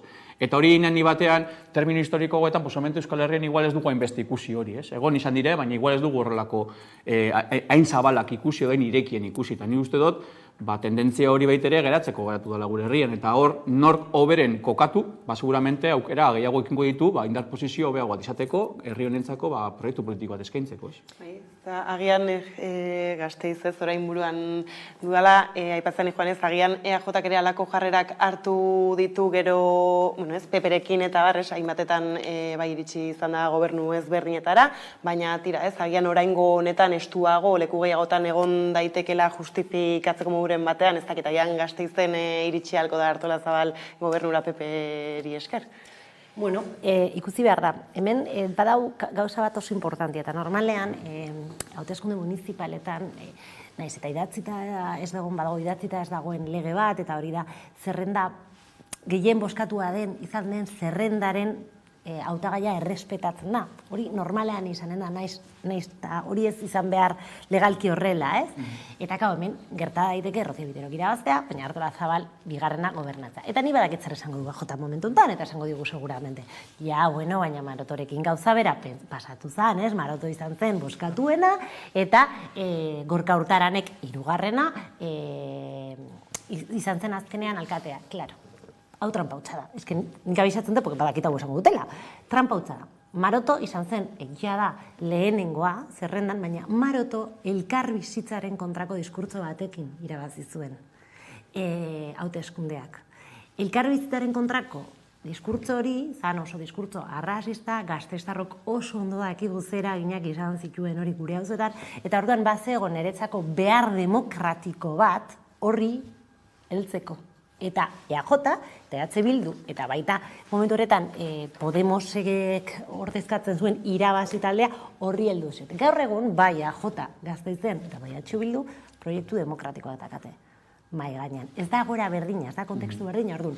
Bai egon daiteken aukera bat, zeinetan EAJak irabaztea, ez? Artolazabalek irabaztea, PSrekin laguntzarekin gobernua eskuratzea, hori izan daiteke estenatoki bat, bigarren estenatoki bat izan daiteke enpate teknikoa, hori ere, egon daiteke, alegia zinegotzi berdinak, baina boska ezberdinak, orduanan, bai, nire ustez izango da, seguramente, ikusi behar da, ez? PNV, osea, EAJ, PS eta hortz Elkarrekin Podemosek zer egiten duen, Elkarrekin Podemos bilakatu daiteke giltza, eta hirugarren estenatoki bat egon daiteke, zeinetan, Rocío Biterok irabazten duen alkatetza, eta orduan, Rocío Bitero kentzeko, Alderdi Popularra jadanik esan du. EH Bildu ez egoteko dana egingo dugu, eta han bai, orduan, egon daiteke paktu bat EAJ, PS eta PP-en artean. Eta hor inportantea zen, PP Gasteizen ez da edan hork.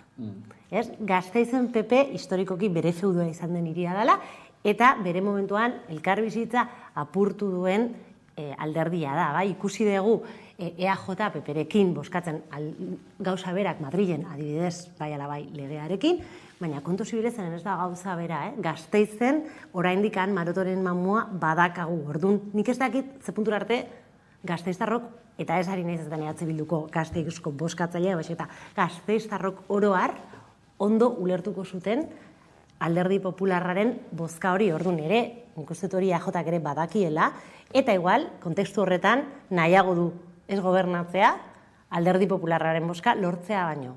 Zen gogora ezagun eta oso importantia da, EAJak eskuratu zuela alkatetza hirugarren indarra izan da. Alegia, EAJ ez da hegemonikoa Gasteiz batean.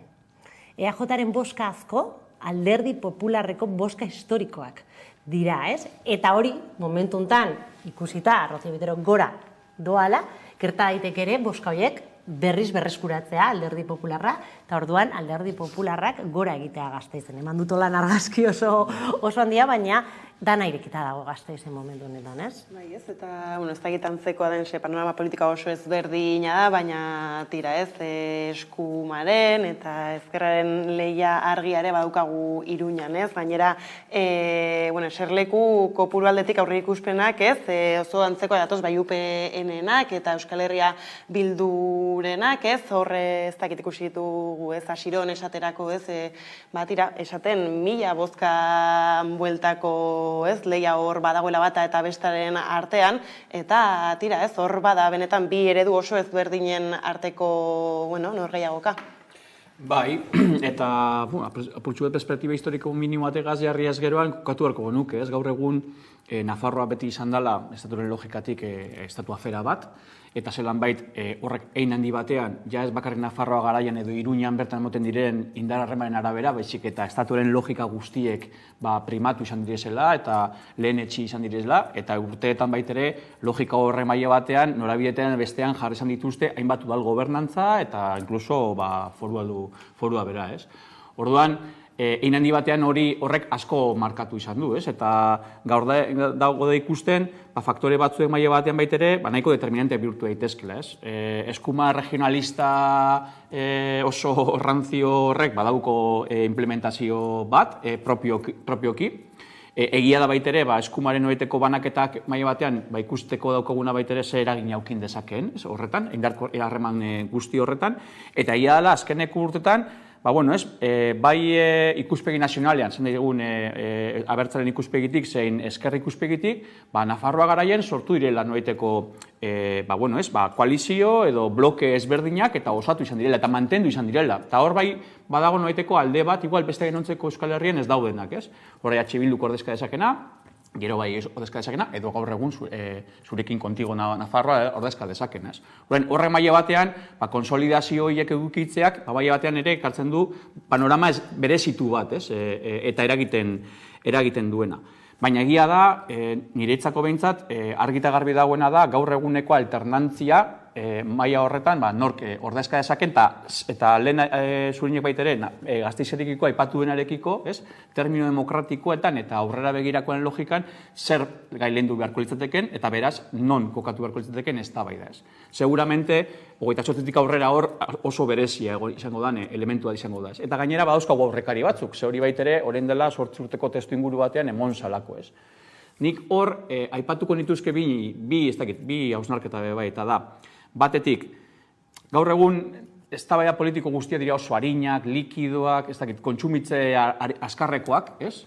Eta ikusi behar dugu baitere, bere momentuan aldaketa historikoa, lehen aldiz emon zanean, Asirenek lideratu zuena, jakinda hori baino gehiago izan zala, baina, berak personalizatu zuela, 4 urte eta gero, emon ziren gestelako gertaren ondorioz, oposiziora jo zuen, eta oposizioan geratu zen, eta gaur da eguna, eta inkluso oposizioan geratu zen, babes gehiagorekin, indar municipalistek ez ziotela horretarako alkatatzerik eskuratu, eta gaur da eguna berriz ere aldaketa gauzatzeko lideratza bat ordezkatzen duena. Eta mai batean, hori da ez, eta horregatik da, azkenean tendentziak eta tarteak ez, denborak eta tempusak politikan zein garrantzitsuak direzen, ez? Askotan, badirudi, hau jazta, ez da inerreza. Eta gero bigarren galdera, eta ja bukatzen dute da.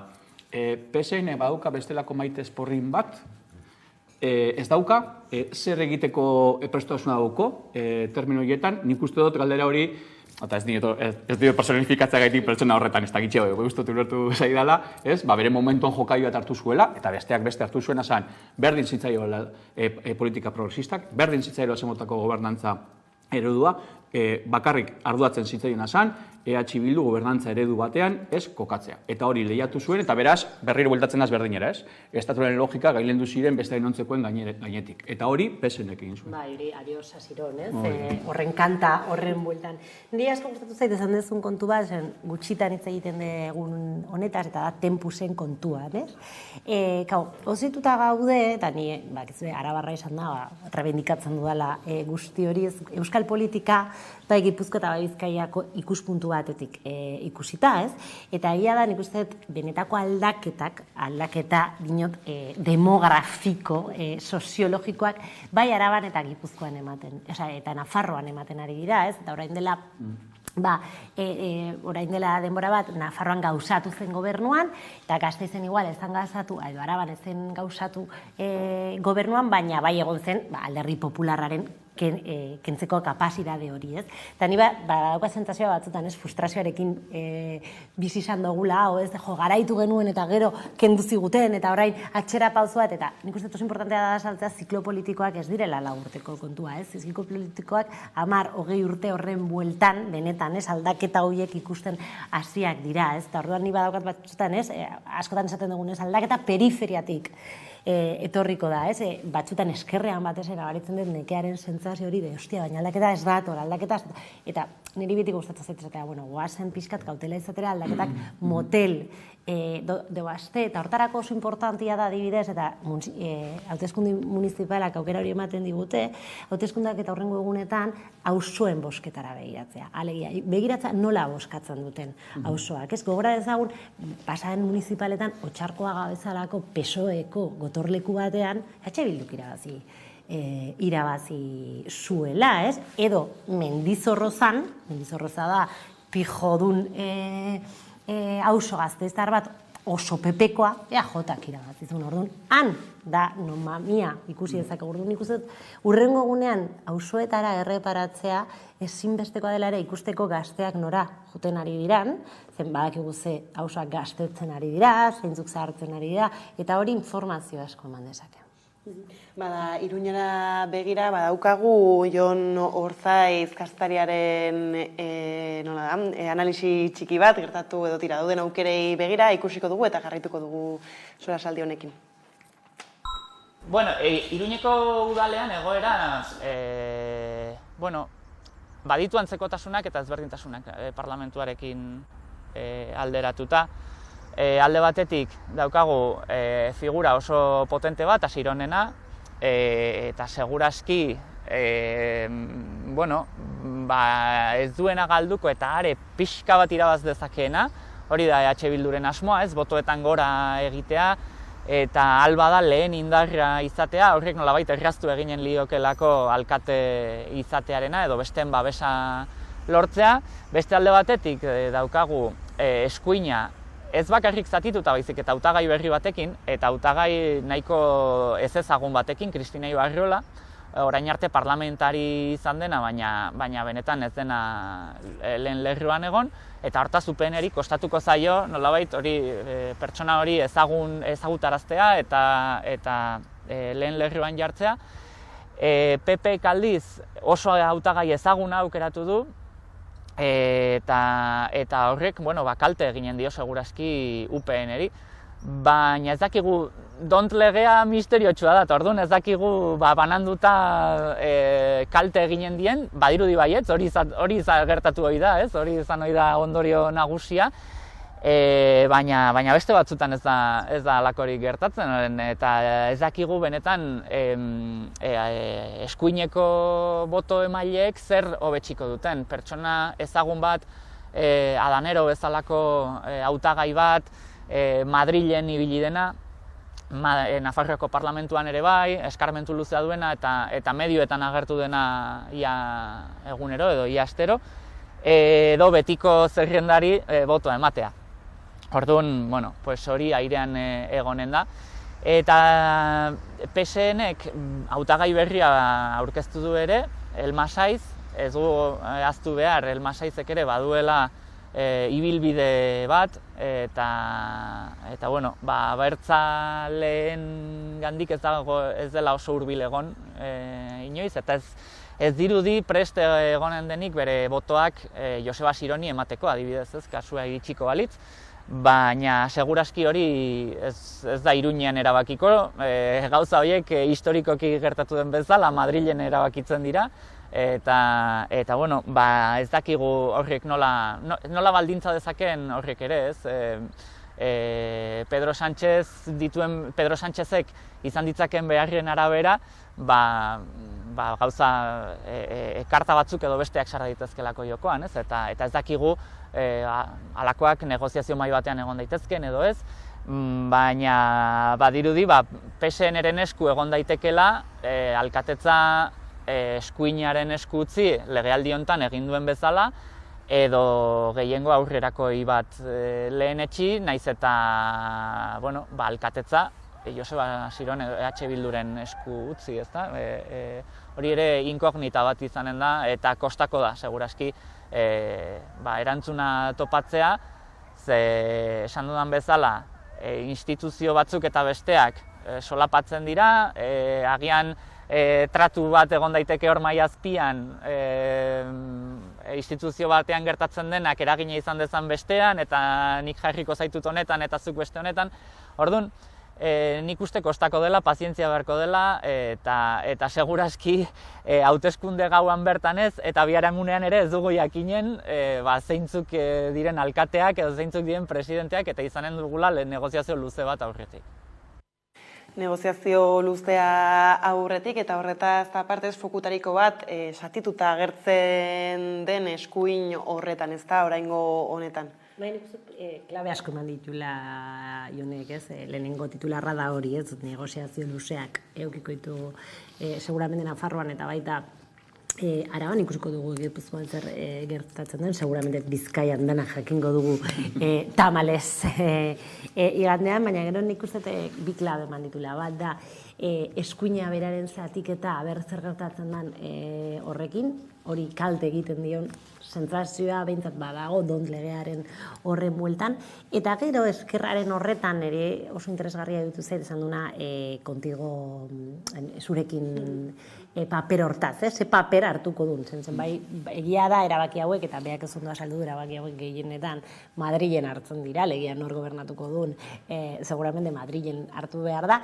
baina sensibilidadeak, alegia, kandidatoen moduak, bai soma daiteke gertutasuna edo urruntzea. Eta kasuntan badaukagu sentsazioa, EH Bildurekin harreman oso goxoa edo konplizidade politikokoa josita ez dakala, ez? Kasu, sentsazio berdina eukandik adibidez, Gasteizko kasuan, ez? Elkarrekin Podemosen hautagaiaz ikusiko dugu, baina egia da, ez? Badela, indar minoritarioa, baina askotan horrelako hauteskundean indar minoritarioak direna giltza dira. Orduan, horregatik oso importantia da, jadanik eskerrean edo eskuinen dauden konplizidade eraikiak horiek, ez? Orduan, ikusiko dugu. Baina Nafarroan ez dugu ez jakingo igandean. Hori da titularra, ez? Bai, ez hortaz aparte, lehen xagoera aipatzen genuen, ez? PSN-ek zerrolako papela jokatu dezakeen, edo eta, bueno, hasioni ere sentzun izan diogu esaten ez, PSN-eri boskatzea badela, ez, eskumako bloke hori elikatzea. Historikoki gertaerak horrela emon direlako. Nik lotzen dute baitere hasierako hausnarketarekin, ez? Gaur egun sartzen ari diren hobeiteko markoak, aurrekoan justo aipatzen egon ginen horren inguruan, nik uste dut beste gauza askoen artean sortzen duena da Euskal Herriko gaiak begirada propioek lausotzen dire edo aldentzen direla. Eta orduen zentralidade gaiago hartzen dituzte bestelako logika batzuek, jada berez, politikoki, estrategikoki, kasunetan Nafarroa garaia dagokionean, egongo direnak. Nafarroa beti izango delako, ez du afera bat. Orduan, karo, elementu horiek nik uste dut baitere, galdetu beharko nioke orduen nori interesatzen zaizkion horrelakoak elikatzea. Batetik ekartzen duena, eta dela askotan posizio nahiko reakzionarioak zen protagonismoa hartzen dituzten, eta Nafarroan ezagutu ditugu desentetxu horren kontura, porque maila baten bai ikusi beharko genuke, boxek ze paper bete dezakeen baitere, eta barra, zoritzarrez, baina eskerraldiadeak horrelakoak direlako. Eta gero aldi berrian baitere, menetan igual, lehen zuinek aipatuen logikatik, egon daitezken noiteko benetako eztabaidei begira, propioki daudenei begira, pisua gero gutxiago hartzeko arriskua daukate, eta nik uste hori oso kaltegarria dela denentzat. Horre PSN-ek egia da, historikoki demostratu dituela gai batzuekiko, eta Nafarroan eztabaida gai dauden gai batzuekiko, noraiteko distantzia uzkurtasuna eta inkurso aurkakotasun bat jarriko dut adibide bat, zoritzarrekoa, baina bada, berari baitere propioki entzun dio dana, edo irakurri dio dana, ez dakite ja non, baina egin duena, eta da euskararen kontuarekiko, berak aipatu izan du, gatazka politikotik aldendu beharko litzateke euskara, euskara gure ondaria da, beraz, gatazka politiko bat egon badago, eta aldi berean baitere, euskara maila batean,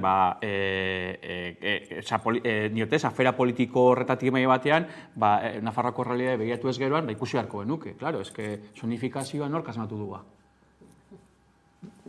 Gaur egun, Nafarroa garaian dagoen, ezarreta dagoen hizkuntza politika banatzen dela, zenbat eskubide daukasun hizkuntza horrekiko, oinarritzen dela non bizi edo non jaio izan zen araberakoa, nork ezarri du, nork elikatu du, nork kudeatu du.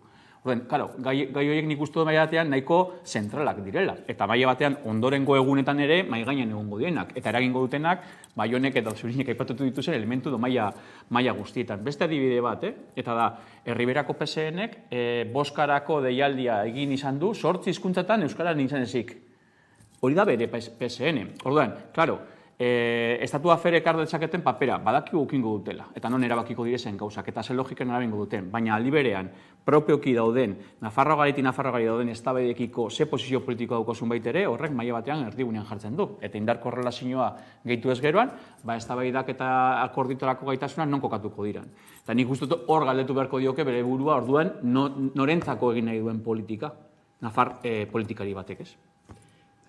Justuki, igual ez daka zer ikusi handirik, Nafarroko kanpainarekin, baina bain kanpaina oroarekin justuki ezan dezunean, euskararen kontu edo afera hori nahi izan dute eztabaida politikotik aldentzea, ni badauke sentsazioa badaudela gai batzuk, euskara horietako badela, asmatzen dela mantra bat, edo fikzio politiko bat zindan, hau ez da politiko honen inguruan ez dugu eztabaida konfrontatibo batuk iguatzen hau kentzea, baina benetan biziki konfrontatiboak direla, eta euskara da, adibidez, nik uste Nafarroan esan dela gai bat, baina bindarkeria matxista izan da EAN, erailketa bat egon da, kanpaina ardian eta hemen ez du inork honen inguruan eitz egiten, alegia indarkeria matxistari aurre egiteko ereduaz, diputazioak kudeatzen dituzten abide batez, beraz bereziki gai elektorala izan daitekena, eta sortzen da mantra moduko bat, ez, euskararekin bezala, euskara da, euskara politia da, euskara goxa da, euskara denonana, indarkeria matxista txarra da.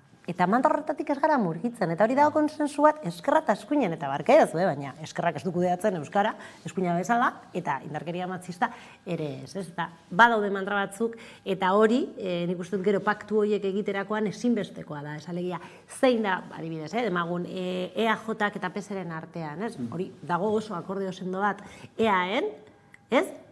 Eta nik entzuten dudanean programetan, PSek indarkeria matxistaren inguruan dituen proposamenak ez datozte bat EAJaren eredu privatizatzailearekin. Erresidentziak privatizatzen ari dira. Indarkeria matxista kudeatzen dituzten pisuak, alegia emakumeak bere etxetatik jun behar direnean derrigorez oso gara larria batetan duen pisuiek guztiak privatizatuta daude. EAJak privatizatu ditu. Ez dut uste PSek horren alde egongoenik, eta gero paktua llegatzen da, eta paktu egiten dute. Ez, orduan nik uste dut hori ere asaldu behar dela, eta eskerrak hor, badauka izugarrizko erronka kontradizio hori asaleratzen, ez? Asaleratu behar du, ze puntura arte interes partidista horiek programatika aparte dauden, ez? Eta hori da, orain datorren erronkan, ez bakarrik EAen, baizik eta Nafarroan ere, ez? Eta nik apuntetxu bat nator, eta gainera esango nuke, hala ere, gatozen joeretatik, desentetxuko aldaketa bat emondala, ez? Sozialki eta inkluso gero eztabaiden logikan, ez? Baina oraindik orain, argi dauena da, olakoek hartzen dutela bigarren, hirugarren, laugarren mailako maila bat, eztabaida zentralak edo paktuak edo akordioak egiterako momentuan, ez? Etxebizitzarena adibidez nahiko sintomatiko izan da, ez? Etxebizitzaren afera nahiko erdigunean dago, ez? Hauteskunde hauetan orokorrean, hirietan, orokorrean, sabes? Eta hori maila batean begiratzen badugu atzerantza, apurtxu bete adin bat dekogunok, esango genuke seguramente etxebizitzaren afera ez dela erdigunean egon eztabaida batean, aspaldi, ez da problematika gerota, ez, aregotu izan den.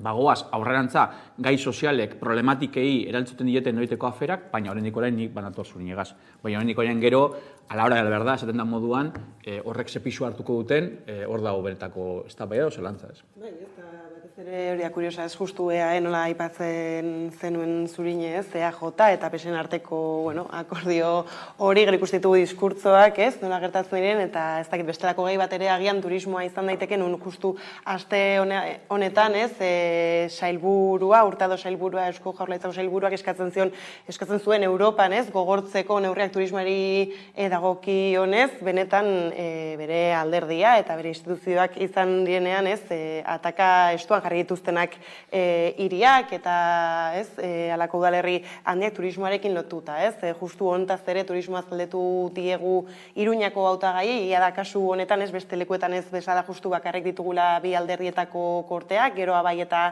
Euskal Herria bildu izan hizkuntza gaitik eta disposizioa gaitik, bestek ez dutela erantzun gura izan, beraz ikus ezagunez, turismoaren bueltan, gainera oso lotuta dator Iruñan justu San Ferminak, ez, ikus badakigu zer nolakoak diren, bueno, turismo bakarrik ez dut eragiten ez, beste hainbeste, bueno, arlotan, baina tira, ez, zer iritzi duten.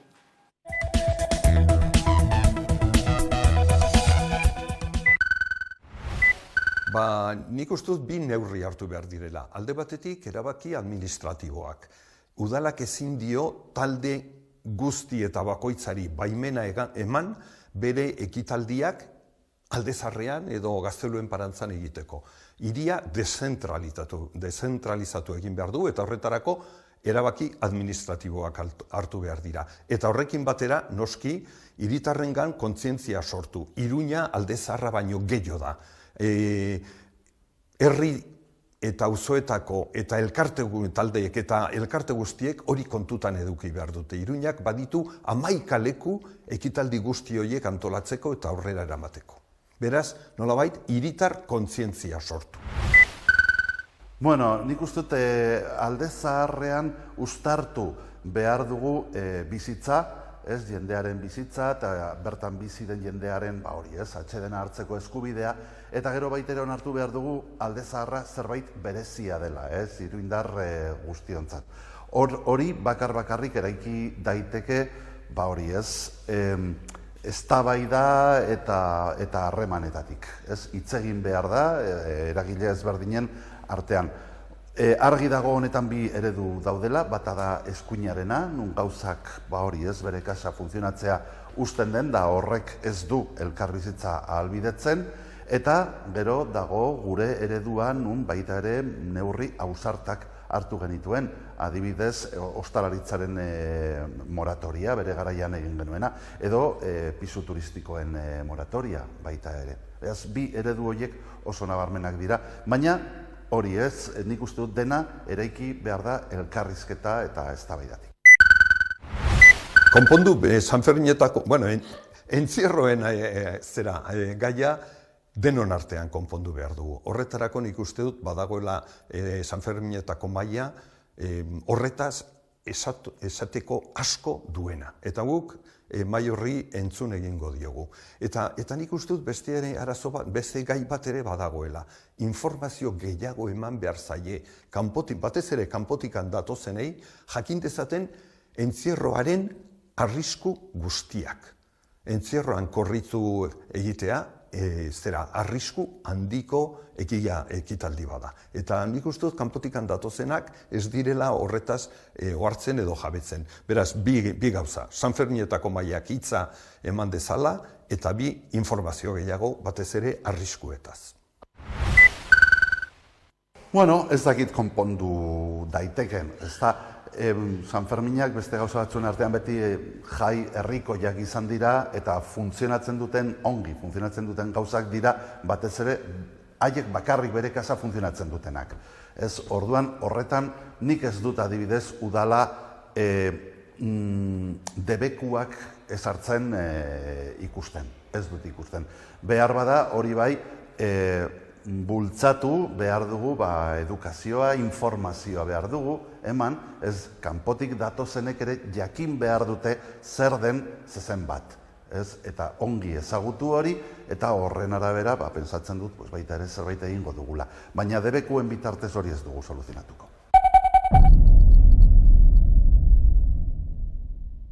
Egia da, Iruñeako evento turistiko nagusientariko bat, badirela Sanferminak, eta horrek ikusi dugu ez, urte ezberdinetan zer nolako eraginak dituen gizartean berran. Bai, eta egia da ez, Asironek esaten zuen ez, jai herrikoia hori mantendu behar dela, baina egia da, aldi berean badela bi Sanfermin ez, badago herriko edo jendearentzako Sanfermina, baina gero dago realidade bat, eta Iruñako jendeazko Sanferminetatik juten da, masifikatuta daudelako, eraso sexistak daudelako, eta mila gauzetako orduan egia da hori dela erronkarik handiena zentzu horretan turismora begira eta masifikaziora. Begira, biak nahiko antzerako diskurtsoa zekaten ez, eta biak nik eskatuta zeudela eta aldi berean etxituta. Hori da nik izan dudan zentzazioa ez, gutxi egin dezakelaren zentzazioa, ez dakit beste alderdik ze iritzi dakaten, baina nahiko pesimista ikusi ditute gai hontan. Ez aipatzen zen hortarteka ez, debekuak nola ezarri edo zer debeku ezarri alako ebentu baten aurrean. Gogoratu behar dugu orain dela, azkeneko urteetan debekuz jostako neurria, baina ez direla hartu bereziki jai herrikoien antolakuntzan ibili izan direzenei, ez? Orain dela pasan urtean, dela 2 urte baitere, horren inguruko baitere ez da bai dagoen zan lekuak baitere non kokatu eta barrak ez. Evidentemente, Sanferminak daukaten horieteko ez, dimentsio mundiala gainezka egiten dituela gestio asko, eta galetu beharko genioke hor ikusten dut, nabardu da behintzen dela, zer dan gestionatu behar dana eta zer dan ez, auspotu edo in behar dana ez, eta hor dauela gakoetariko bat. Sorprenditu nago, biek esan dutela gehien bat, informazioa batez ere entzierroarekiko, nipetzen duen azaian entzierro nahiko, gauza nahiko ezagun badana, konkretuki hori dela, baina bueno, hori igual Iruñako logikatik irakurri behar dana, eta gero azkenengo gogoeta bat, ez dakit, eta da, justo turismoa gentrifikazioa zitzaiten duenean egia da alde zaharrek maila batean hori asko tentsionatuta eta sufritzen dutela, eta ziurrenik Iruñari buruz hitz egiten gara, baina tranquilamente izan zitekeen Gasteiz, Donosti, Bilbo edo Baiona bezalakoek pairatu edo ezagutzen dutena. Eta argi dagoena da gaur eguneko mundu ereduen baitere, gurean bebai elementu horiek gure eskalara, baina tentsio handiko eztabaidak eta egoerak sortzen dituela, eta horrekiko behi batean politikak askotan ez direla horretarako aterabide orekatu bat emoteko bidea, eta hor problematika asko sortzen direla. Ziurrenik lehen entzun diote aburtu hori izaten turismo jasangarri bat daukola adibidez Bilbok, eta ziurrenik Alde Zaharreko biztanleei galdetzen badiogu, seguramente ez lukete hori esango. Eta atzo entzun nien telebistakoan, 14% piba daukola turismoak Donostin, eta Alde Zaharrak izaera galdu izan duen, eta zemotako egoera guztia peratzen dituzten, eta maila batean eragin zuzen bat daukola batez ere hiri osoan, eta basoaz Baionara, eta Baiona txipien ez dago okindegik da. Orduan, errealitate guzti horiek maila batean ikuste dut irakurketa aratago bat eskatzen dutela. Ez, bainera hori zenentzago ez esaten nuen nola badirudien turismoagaz askotan ez, arazo bat sortzen da, bada etxe bizitzen prezioa, turismora bideratzen direnak, ez direnak bideratzen, eta kuriosoa zen justu aurreko egunean ere Gasteizko hautagaiak genituela ez, kortetan eta bar, eta kasu bakarra zen oraindik guztiz goia jo gabe, hiriburuetan ez guztiz goia jo gabe, hiria bezala aurkezten zudela, beraz oraindik ere ZAJak egiten zuen deia bertara ekitaldi handiak eramateko, eta ez, jarri barrean dagoeneko begira ez, gertatu daitezken arazuetan turismoarekin begira, eta horiek prebenitu beharrean ez, oraindik tira ez, gertatza Gasteizen Bilbon edo eta Donostian gertatu dena, eta gero ikusiko dugu nola solventatzen dugun.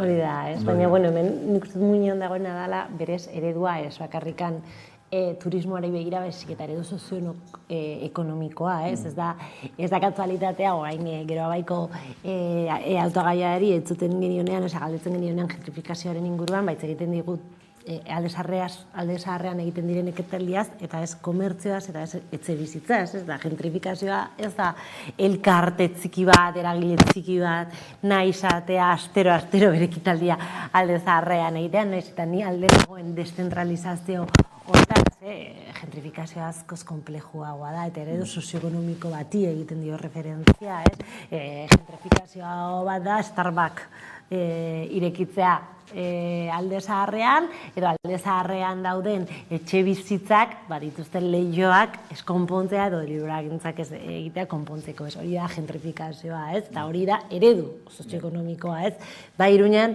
bai Gasteizen, bai Bilbon, eta Donostin egia da, igual Donosti batean, dagoen tamainozko eta lehen mailako arazoa dela historikoki turismorako bideratutako hiria izan delako, baina nik esango nuke turismotik baina haratago doan eztabaida dela.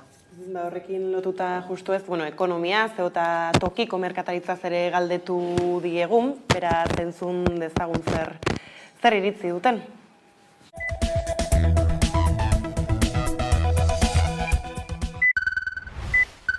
Begira, horretaz zerrenda luze bat egin dezaket, ezta? Baina egia da, merkatariekin bildu garela eta proposatugu dizkiguten neurri guztiekin guztiz bat gatozela. Beraz, beraien gana zuzentzen zaituztet. Bai, merkatariek, auzo zaharreko merkatariek esaten dutenaz, guztiz bat gatoz, eta beraiek bultzatutako edo aurkeztutako ideiak bultzatzen saiatuko gara. Bueno, gure garaian bultzatu nahi izan genuen merkataritza araudia, baita idatzi genuen, aurkeztu genuen zoritxarrez, ezin izan zen onartu, aldeko botu nahiko izan ez zituelako, baina guk horretan intsistituko dugu. Bertako merkataritza da, hori ez, benetakoa da bertakoa, izan nahi dut. Benetako merkataritza da bertakoa. 0 kilometroko produktuak saltzen dituena eta benetan gizartea, hiria, egiten dutenak. Iaia, ez dakit, hilabetero galdu egiten da merkataritza edo merkataritza gune tradizional bat, denda bat, orain dela gutxi ikusi dugu Murillo, ez, ardotegia, baina desagertu dira asko. Bai ala bai, neurri urgenteak ezarri behar ditugu salbatzeko bertako merkataritza txikia, merkataritza tradizionala eta zentenarioak diren lokalak. Bai, egia esan guk ez diogu zentzu handirik ikusten aldaketa horri. Egia da, merkatua txantrean hasi zela, gero landabenera eraman zen, eta nik uste dut landaben oso leku aproposa dela horretarako. Eta egia da baita ere, hainbat eta hainbat pertsonek esan dutela bai, baina nik ez dut gidatzen, ez dakit nola llegatu landabenera, bueno, Bale, lasai.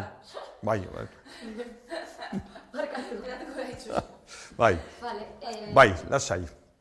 Hori, zer iruditzen zaizu? Bai, guk ez diogu zentzu handirik ikusten landabenetik berriz txantreara bueltatzea. Egia da,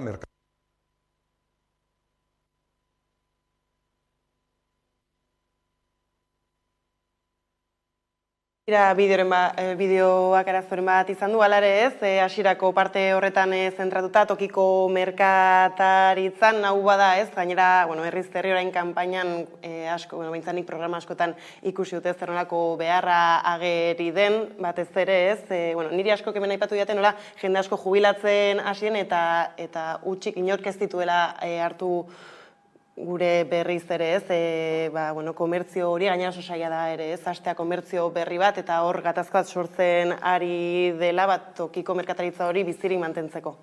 Bai, jubilatzen ari direlako batetik, bestetik ere pandemiak izugarrizko ondorioak iukizutulako komertziotan, eta gero gure kontsumo eredua ez aldatzen ari delako, ez, ohiturak berak eramaten gaitu gure auzoko komertziotan bizitza ez egitera, eta esaten dut nahi da nahi ez bizitza, zen uste dut ez, auzoa ere eraikitzen dutela komertzioa, beraz. Bai, nik uste dut belaunaldien arteko gatazka bat dagoela, eta hori erreala da, eta horri heldu behar diogu, ez, jende asko jubilatzen ari dela, eta komertzioiek hutsak geratzen dira, baina nik uste eztabaida haratago eraman behar degula, eta da ze eredua, ez, dan Amazonen bitartez erosten badegu, gaur nik irakurri dutez, euskal enpresa bat sortu dela, ez, jakiak ere modul lainean erosteko, eta orduan sokuten zara takila batera, eta hartzen dituzu jakiak, ez. Eta, izan daiteke interesgarria, baina niri askoz gehiago iruditzen zait politagoa eta gertuagoa, ez, alboko barazki den da hortan barazkiak erostera, ez. Egia da horri, buelta bat eman behar diogula. Egia da ere, aldi berean ez dala bakarrikan kontsumo eredua, baizik eta jende asko ere erosten ditu horrelako makro superfizietan eta makro denetan diruagatik garestiagoa delako komertzio lokala, eta nik beti esaten dutez hori ez da erabaki batzutan nahitan ari eskoa, ez denik lalegia, tomate ekologikoak eta hemengoak nahiago ditut, baina batzutan ez daka dirua hori ordaintzeko, ez, eta zentzu horretan ere erronka bat dago, eta da nola egiten diogu aurre elikaduraren eskubideari, ez, elikadura bada eskubide bat. Zer nolako laguntzak edo zerlan birpentsatu daitekeen ekosistema hori? Bai, nator. Eta egia da gai oso komplejua eta ez dakit, erpin asko ikutzen dituenak eta eskatzen duena baiteko politika integralago bat, ez? Eta bereziki publikotik nolabait ere interbentzio baten bitartez eragin dezakena, baina ez dela bakarrik bere bitartez gauzatuko, aldaketa hori, baina funtzio oso importante bat bete dezakena, ez da, zer prestigiatu, zer indartu, eta zer nolabait ere, bakotza bere logikatik edo, ez, bere autosufizientatik bait ere gara daiten, ez. Eta hor dau, politika ezberdinak egiteren noiteko autua, ez. Eta egia da, hirietan ziurrenik, bastakit ez, komplexuagoak eta dimentsio gehiago baitere duten ez baitere eragin nabariago bat daukatela, baina hori nola baitere errealiade osoa eta integral batean emonten den kartera bada. Nire familian, nire onduko familian, merkatu txiki, denda txiki bateko proiektu familiar batetatik datoz. Eta badakite baitere horrek sekostatzen duen eta askoz ere eskala txikiago baten, ez? Orduan, maila batean eragin, errealiade oso komplexuak emoten ari dira. Eta daude lotua baitere gure kontsumo ereduekin, gure bizi ereduekin, gure ordutegiekin, gure gauza askorekin. Eta Eta nolabait ere, hor badaude baita ere bestelako isla batzuk, Iruñan geltokia dago, eta hor badago bestelako proiektu bat, kolektiboa, bestelako eredu bat sustatzen duena, eraberritu izan dena inkluso espazio fisiko historiko bat, eta herritarren zerbitzura, hiritarren zerbitzura jarri izan dena, baina bultzatu behar dena da nolabait ere ez dadin izan irla bat, izan dadila egiteko modu baten nolaiteko adibide bat, Alde zaharrek guztiek daukate arazo berdina, seguramente elementu komun pilo bat, jasoko lukete, betiko merkatariak edo betiko dendak direzen horiek, zezeltasuna dituzten, bere baitan baitere mantentzeko eta ireki hori egiteko, eta hor, esan dakoa, niretzako hor klabetariko bada, ente publikotik ze politika bultzatzen dan, eta gaur-gaurkoz, joera tendentziak bai, baina zuk prestigetu behar dozuna da, bizitza eta noraiteko bizi modu bat edo sustatzen duen horri, eta horrekiko noraiteko prestigiatze bat egin. Eta gaur da eguna, ziurrenik atzera pauso itzel batzuk peiretu zen ditugula horrekiko, eta nahiko prekupantea dela. Zu Bilboko alde zaharrera zoaz, eta ez dakit hartzen dituzu kale batzuk, eta ez dakit non egon zaitezken aldi berenean, baina Bilbo esaten dizute, edo esaten dizute beste leku bat, ze frankiziz beterik daude. Eta moratoriak eta barrataz hitz egiten ari dute Iruñean. Bilbon adibidez horri buruz du inork hitz egiten. Hemen ez dago moratoriorik, ez dago beharrik, ez dago regulaziorako beharrik, eta dagoen bakarra da, diru gehien daukonak, eta diru putre funtzikio dekienak, eta interes ekonomikoien logika neoliberala indartzen dituen gehienak, hor daukate maila batean, eragite gaitasun handiago. Hori herritarren zerbitzura ez da. Ikusi beharko dugu aukerak edo aldaketa aukera duden leku horietan ez horrei heltzerik baden, ze lehen xagoera aipatzen duen, Behintzat Bizkaian, oraindik ere itxaron beharko dugula lakuetarako, baina tira ez, aukerak zabaltzen dira, tokian toki, beraz horietara adi izango gara, batez ere ez, asteko igande honetan, atorren astean egoikituko zaigu, paktu horiei, edo agertzen diren kontutxo horiei erreparatzea, eskerrik asko gaur biei gurekin izatearren, eta orain jarraian eguneko albisteekin bueltatuko gara.